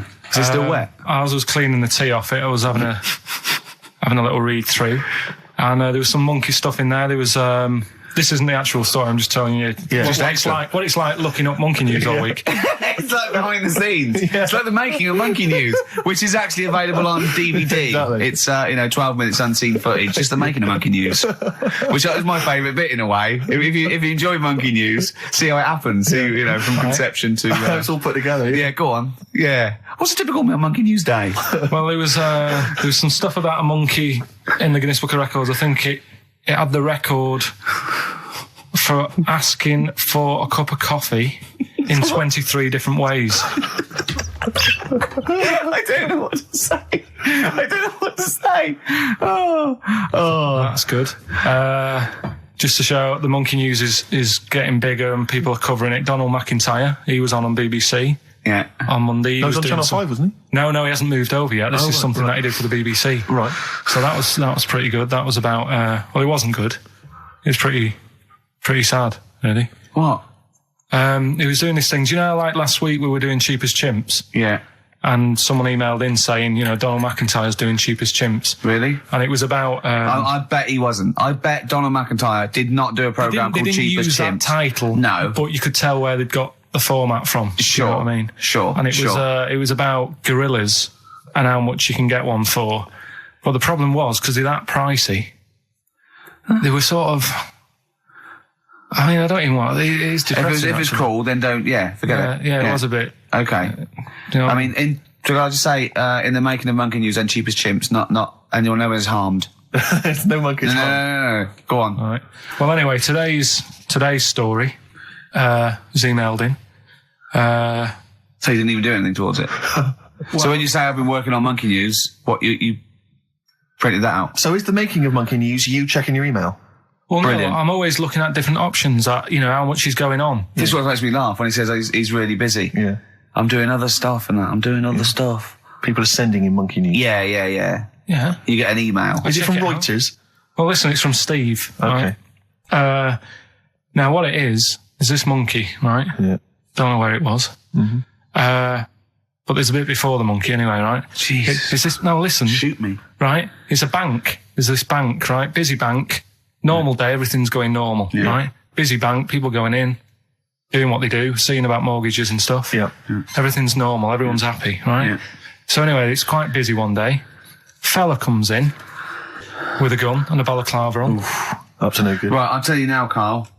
If this fella turns out to be any ape or monkey related species, you're never doing this again. You're never. So just, if you want to finish it, it's at your own risk. But if this fella who robbed the bank turns out to be a chimpanzee, that's the end of monkey news. All right. Okay, let's hear the end. It's a lovely day in a lovely bank. Everyone's happy. Everything's normal. The man comes in the balaclava. Man comes in, starts, Is it a man? starts waving a gun around. Shut up, Rick. Let him finish the story. Starts waving a gun around, right? Up to no good. So everyone's thinking, oh, God, wish I didn't come in here. It's not going to be a good day. How tall is the man? Shut up. Let's hear it. Everything, oh, God. And he's telling everyone to get down on the floor. Yep. In Everyone's what, in thinking, English? In English? Yeah. In English? So. Yeah. So everyone's panicking. Everyone's getting on the floor thinking, this is it. This is, it's all over. Yeah. Just when you think, it's all bad news. Yeah. It's all bad news. Doors swing open. Little monkey wanders in. God, it's worse. Shut up, Rick. Little monkey wanders in, right? The robber's like, what's going on here? He's telling it to get down on the floor. I don't think it was taking any notice. No, right? it was just busy asking for coffee. It runs in. I don't know if it was going to withdraw or deposit or whatever. It wanders in, right? Goes up to the robber. Where did it come from? Shut up. Will you let him finish the story and then ask questions? That's only fair. Okay. Wanders in. Runs up to the fella with the gun. Takes the gun and the bag of money off him. Everyone's like, yay, we've been saved. Then the monkey starts backing out with the gun and the money. Shut up. Sit down and I'm not having this. And Here's the end of the story. He does a runner with the money and the gun. No one's seen it since. You are an idiot. I mean, you have said some stupid things in your time. What are you talking about? Story that happened. No! What are you talking about? What do you mean it backed out? It came in, was it an accomplice? Was it an opportunist monkey robbery? What are you talking? Think, Carl! Think! I know it's mad. That's the idea of monkey news. We're telling people how monkeys are pretty, they're mental. They're up to no good. What do you think? They've never seen the monkey since. What, did he have a getaway car waiting? Did he swing his way to freedom? Where was this? There's no details. Don't talk rubbish. Well, yeah, Steve emailed it in. He's got it off the net. And the funny thing is, Can I see it? Have you got the information there? Yeah, the funny thing is, it wasn't just him who sent it. I had that a couple of times. So a few people obviously read the story and said, that'll be good for Monkey News. It doesn't say anymore. It doesn't say if he went off to Spain. It doesn't say, if he's on Crime Watch. Yeah. It doesn't say any of that. It's just saying that's what he did. That's the story. And that's what Monkey News is about. I've heard that they're making a movie version with Phil Collins. So I look forward to that and Julie Waters. So that's this week's Monkey News. If you've got any, if anything's no, happening don't bother. in your town. That's the end. No, that is the end. That's the end of Monkey News. No more Monkey News. This is bit of Queen. It says it here in this email, Rick. It's got to be true. Right. 7 Seas of Rock. That's for you, Carl, because you're going on holiday. Do like to be beside 7 Seas of Rye by Queen. Rick, we've had an email from number one fan Richard Anderson. Oh, excellent. I'm opening it. I haven't He's read it. loving it, isn't he? What does he say? Well. What? Well. He likes it. He's... From Richard Anderson. It pains me to admit it, but your show is no longer appalling. Go on. Congratulations on being only slightly rubbish. Excellent. Hey, Cheers. we're winning him round. Yeah. I'll tell you what he'd love, though. I know what he's a big fan of. Well, adverts. Yeah. Nice to do that one again. Always. Metal Mickey, Suede, on XFM 104.9. Wow. Nearly over with Ricky, Steve and Carl. I've done another little sketch for you, Carl, because I was excited by the fact that we raised that money. So I've done a little... Well, it's not over yet. It's like people go to the website And if they think it's worth more than 50, they can say, I'll give you 55 or What's something. it? Excellent. Put that little one on. It's all three of us, isn't it? Well, they haven't done that yet. No, but they could put that on could next do, week, yeah. and they can frame it for them, can't they? But if they have a look, xfm.co.uk/Ricky, you can have a look at it if you want it. Just pay some money and...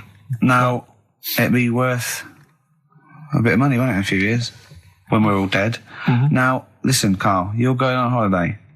You need a little rest, don't you? Yeah. What's the vibe? What's the vibe of the day? What's the Just, crack on holiday? Come on. Where are you going? Madeira. Right. Good. It's for Suzanne's dad, right? My girlfriend's dad. He's 60, so... Yeah, that's the average age in Madeira. Taking... is it? It's quite, yeah. Well, My mate Damo went to Madeira, and he was worried about sort of terrorism on the plane, and he looked around and he thought, well, if someone gets up, someone will wrestle him to the floor, and he really looked around, and he was the only one he realised could have got out of his seat quickly enough. So you'll enjoy it. It's quite quiet. It's nice. It'll be all right. I mean, it's the first time a mum and dad have been away, so... Whatever. Abroad, yeah. So Right. they're worrying about... They just don't understand the rules and stuff, so they're panicking a bit. And then in the week, he Do called they know up... that Well, they're going to take livestock. Yeah. Well, it's getting like that. It was like... Are they filling loads of Durags with heroin as we speak? Exactly. No, but do they know about passports expiring, don't they? I mean, they're not completely stupid. they know about all that, right? Yeah. And he called up in the week. One of the questions said, what's the best thing when you're going abroad? What's the best thing to use to carry tea bags? So it was like, what are you worrying about that for? They'll sell tea bags out there. And he's like, well, we want to take our own. It's like they'll sell tea bags. Yeah. And he's worrying about that. He's saying, can I put it in a glass jar? So put it in a glass jar then. He's saying, oh, I'll bubble wrap it. So he's bubble wrapping a tea thing. It's just, I mean, it is annoying me a bit because it's meant to be a week off from you annoying me, and already he's niggling me. Yeah. But you are easily wound up. You are a very finicky little fussy person. You don't like the slightest bit of pressure. See, I thrive on pressure. I'm working here, working there. That's the way I work as well. That's always doing stuff. Monkey news. Do you know what I mean? Oh yeah, Monkey News. I got an email. Sounds I won't afraid. read it to on air. It's rubbish, but that's one feature. That's my bit done. That's all I have to do. Well, I'll tell you what. When I'm away next week, do Monkey News and see what you can find out. All right? Oh, there's a challenge. See what you can do. Yeah. I've already told them about the Guinness Book of Records one, so you can't use that. Right. We're going to find the best monkey news ever, Carl. Wow. What was it you said to me about? Because I mean, the thing is that you don't really like people, do you? That's the truth of it. People annoy you, don't they? They wind you up. Yeah. What was it you said to me about friends? You don't. He doesn't like friends. He doesn't like. He doesn't want any more friends. He doesn't want any friends. Is it because one day they'll ask me to help him change a tyre? Yeah. What was it? No, it's always hassle. Well, The tyre he sits and swings on in his back garden, he means. It's just they call up, they ask for stuff, they want favours doing. Yeah, they want a pint, they want to chat to you because they like you. I know they're a pain in the arse. I tell you what, Carl, you're better off without them, mate. Yeah. Although to be fair, Rick, friends like you, Yeah, you're not judging them on me, are you? You're not judging all you know, not possible all friends on are me. like him. Just they do sort of, you know. You know, some friends will never touch you around the head Oh, or I nether want to see you regions. for a week, am I? Oh, do you should want get a to get decent a little squeeze in squeeze in? I am going to get a little squeezing. Can I come around there and squeeze you? Squeeze him in now. Should play the last Brilliant. tune. Hurry up while we go to ads, and that's it, really. Is that it? We've got no Yeah. time for records. That's a shame. We'll have a quick squeeze. Have a quick squeeze. Well, that's like a Benny Hill slap there on the Yeah, front. all right, that's enough of that. Right? Okay, I'm not. Squeeze it. Squeeze it. All right, that's Oh, it. That's it. excellent. That'll See do you you later. for a week. Yeah. All right. See you next week. See you later. See you, Rick. Have a good holiday. All right. Chumbawamba. Well, you know what kind of. Uneasy listening. Yes. I bet it was from the Chumbas. Are they still cracking on? Are they? Because I I think think they used to so. live in a squat. They've done about 400 albums. Them and the Levelers. Yeah. Who's the best? Chumbawamba or the Levelers? So good question. Thanks for asking that. Yeah. What's the telephone number, Claire? It's 08700 800 1234. Or you can email ricky.gervais@xfm.co.uk. Worst album titles ever. It's like real radio. It's isn't just like Chris Moyles. it is, isn't it? Exactly. Oh. They got the big fat guys on the telly. Yeah. You know. And I witty his as well? kind of cheeky sidekick. Am I Comedy Dave? You're almost as funny as Moyles. Fingers crossed one day. The weather episode, Snoop Dogg, Dr. Dre, Crowdhouse, I love that. Enjoyable. That works for me, Steve. Yeah, What do you think? No, it was nice. Well, she started off all right. Should we give her one more go? I think a round of applause for Claire. Yeah, that's brilliant. No, that's excellent, that. I love that. Rick, the phone, it's just gone. The phone, no, I tell you, the phone board had lit up there, Gervais. Really? There was a call buzzing through on call. A call came through? A call came through on line 1, and Sturgis missed it. Carl would never have missed that. He knows how valuable they are. I'm sorry. Yeah. That was probably someone with an amusing album title. No, I did get one, Steve. I did get one. Do you want to hear it? Yeah, go on. Okay, this is from Al, who says, what about this? H to H-E, who am the only one. Sorry, H to H-E. H-E. Who am the only one. I don't know what it means. No. Van de Graaff generator. Oh, well, no wonder. That's the thing that one of those things at the museum that you wind up and you touch and it makes your hair stand on end. Yeah. That's the scientific thing, isn't it? Sure. I've given up, Steve. Yeah, no, Do you know, that didn't really make me laugh either. I'll be honest, I'm thinking that the whole kind of amusing album titles thing we should abandon. I thought that as I said it. To be honest with you, I thought it was easier than this. I mean, Chris Moyles makes it work, that kind of crazy comedy, let's try radio magic, but obviously and I don't think our listeners are into that stuff. I just don't think they can be bothered to get to the phone. I don't think a lot of them are able. I think a lot of them are, Do you remember when we spent about 3 hours trying to get to the Chris Moyles show? Vaguely, yeah. What was the He was doing this competition, and it was song titles with golf, about golf. Like, so we go like Drive, the Cars, and and I was getting so excited. I wanted to phone up and go, Duran, golfy, and I just thought, it might have lasted, oh God, it probably cost me about 30 quid just to ruin Chris Moyles' competition. Yeah. That was a long time ago. Yeah, those were the days when we realised, he was a great talent and one to watch. Yeah. Before we'd enjoyed his new TV show. But, anyway. Yeah. That's not... No, that's cheap. It's cheap. It's cheap. Yeah. Anyway, what should we talk about now then? Because that all went well. No, I mean, that's 20 minutes. That's 20 minutes done. Fantastic. And we've nailed amusing album titles. We've done that. That's fine. So we need a new gimmick now. I'll tell you what. Wait. You know when you go out, you take an umbrella out. You leave the house, you've got an umbrella. Right. Yeah. And it's a really sunny day. Yeah. And then you come out and you go, we can't bother with that because it's in the way. But then, right, imagine when you go out, right. It's raining. No. You go out without an umbrella. Okay. And then it rains. What's going on there? Oh, Isn't that weird, isn't it? We've all been there. So phone if you've got like funny, weird observations of things that happen like that. Yeah, stuff like that about umbrellas or any kind of sort of accessory or hat. Give the number out again, Claire. This is going to be brilliant. This is going to be great. Take this one. 08700 800 1234. Just comedy observations. Yeah, stuff you thought of. Wacky stuff you thought of. Just tell us what stuff you come up with.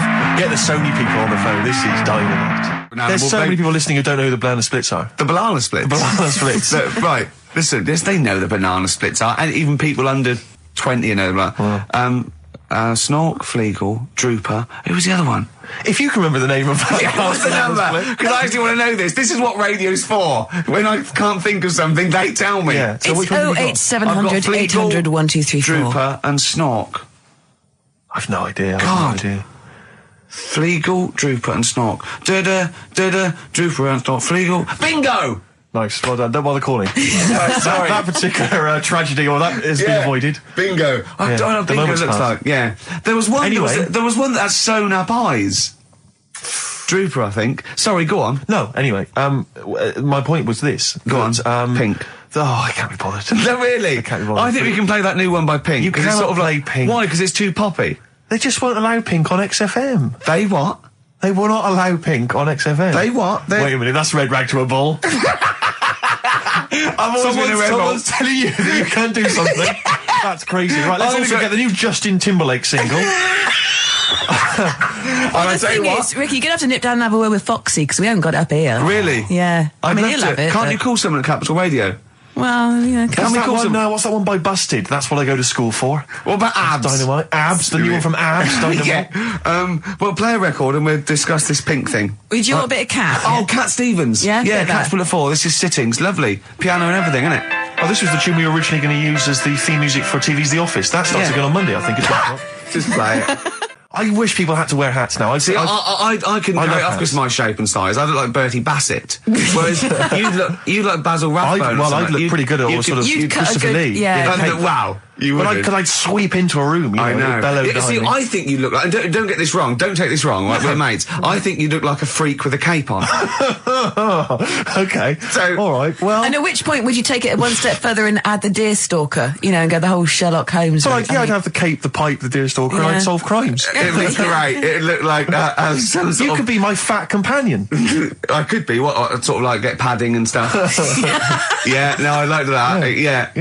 Yeah. I'd like to solve more crimes, if I'm being truthful. I would love to solve crimes. Just to solve one crime would be great. I wouldn't matter if I solved it. If they police came to me and said, I'd just look at the first block, go in. Yeah. Just get it off the streets, you know what I mean? Just like, tick, done that. Sure, yeah. But I You just know. feel there'd be something, I feel like maybe because you know, like in TV shows, it always used to be, you know, they were a doctor who also solved crimes, they were a plumber, they solved crimes. Quincy. You know, Quincy, yeah. But, you know, a couple of sort of BAFTA-winning writers, What did Heart comedians to who Heart also do? solve crimes. That'd That'd be good, wouldn't That'd it? be great. What did Heart to Heart do? They were just They millionaires. were just a couple, a millionaire couple who would invariably what was But they the Murder, they She did Wrote? that She was just a every novelist. week, though. Every she? week, Heart to Heart. Murder, She Wrote. Murder, She She wrote it and she solved She it. always solved it. It's Yeah. brilliant. Murder, She Did wouldn't have been such a good sort of thing. No. But this is what you don't seem to get that anymore. You know, people who do one job for a living. You know, DJ who also solves crimes. The DJ who solved crime, that was Shoestring.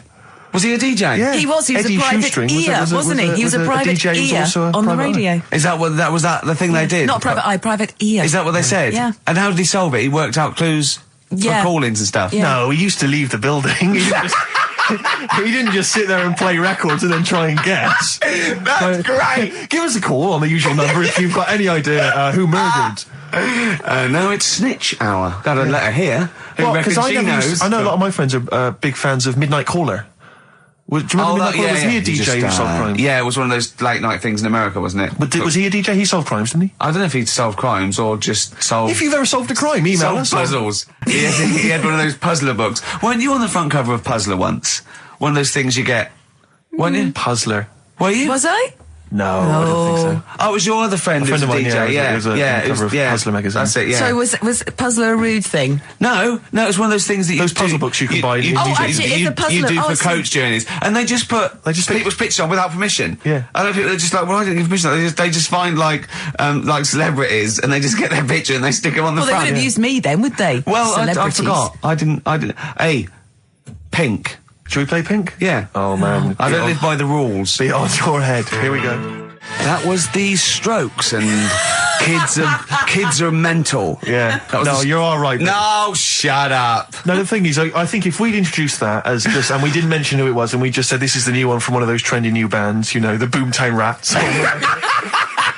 then I'm sure these listeners would have happily accepted it. But as it was, they knew it was Pink, and the phone lines have gone crazy. We had upwards of 2 calls. So I'll tell you this, we had between 2 and 4 calls. And they've not enjoyed it. Why They've do not we enjoyed do it. this show? They've We not don't enjoyed need it. to do this show. Because you love us. We could be on Radio 1. Oh, man, I love we it. could be on Radio 2, probably. Yeah. I don't know. Virgin, I think, called once. Yeah. Ages Someone's ago. just emailed, they just said, Pink sounds like Run for the Sun by Bucks Fizz. I can see what they're thinking. I can see what they're thinking. What do they want then? Well, yes. Okay, what's the phone number don't again? you know what people are like. I never understand who phones a radio. Who tries? It took us like 2 hours to fail to get through to Chris Moyles. People will phone radio stations. Can you please play the new one by The Strokes? You just buy it, or you'll have the album. Why have you got to hear it on the radio? What difference does that make? Some guy talks at the end and the beginning of it. Yeah. Partially ruins the song. I can't understand who phones up for a request. We're really alienating our listeners Yeah. now, aren't we? Nice We're going, we don't care what you think, go and buy it. We're going to play what we want and we don't care. Yeah. I mean, we're not being particularly funny or interesting. We haven't even got that to fall back on. I'll tell you what it is, Rick, arrogance. laziness. When you've got a hit TV show on your hand and you've won the awards and you're making the kind of money that you are at those massive corporate gigs, Yeah. where they're paying you thousands of pounds to turn up for 10 minutes. You don't need this. I mean, Steve, don't you get that then? I'm afraid I don't, Claire. We there we are. carved it up early on that Steve would not be making the sort of money that I would. Yes. And he shook on that. That was written contractually. Yeah. So I think. So you did shake on that. Oh, yeah, yes. it would be horrible to go back. I don't think he realised quite the difference. Yeah. But the you know, huge success. I don't think he'd want me to Welsh on it. Right. I don't think he'd be happy with himself if I gave him any. I couldn't live with myself if you gave me some of that cash. Well, what should we play then? What should we play? Should Can we play just the save Strokes it or by something? playing the Strokes? Oh, Go on then. That's all it. stuff. Oh, thank God for that. There's an email here from Davey Look, it's Monroe. lit up. No, wait a minute. Look at that. Oh my God! They've gone mad. They answer it. Put them live. Oh. They might know the answer. Hang on. We'll give them some. We'll give them some CDs. How do you put it live? While you figure that out, let me just read this email. Go on. If you're having to play, it says here, if you're having to play extra ad breaks and 8-minute long songs, it just goes to show who provides all the material for that radio show of yours. Did Carl secretly write The Office as well? And I think to myself, it's like, what do you want from us? We'll just see if someone's on One the of the phone. most incredible rock and roll tunes ever laid down on vinyl, and you're whinging. I know. Because you'd rather have our inane banter. What kind of a person are No, you? they'd rather have Carl's inane Well, banter. clearly. Don't big your I've roll just- up. They no, don't no. want us at all, Steve. I've just had a phone call from a very nice girl saying, "Where's Carl?" I said, "Well, you know, he's back next week. Well, what's wrong with me?" She went, "No, you're lovely, Claire." She said, "But Carl calms the other two down." Sure, Really? sure. Can we just see if someone's on the phone? Is Yeah, go anyone on there? then. we got? Right, what are we going to give him? We're going to give him some got nothing. CDs. We're running on Well, empty. take the name. Right. Anyone there? Hello? Hello? Oh, God, there's someone there. Oh, I've got to put my headphones on. Oh, haven't I? hang on. Oh, What God, was you're the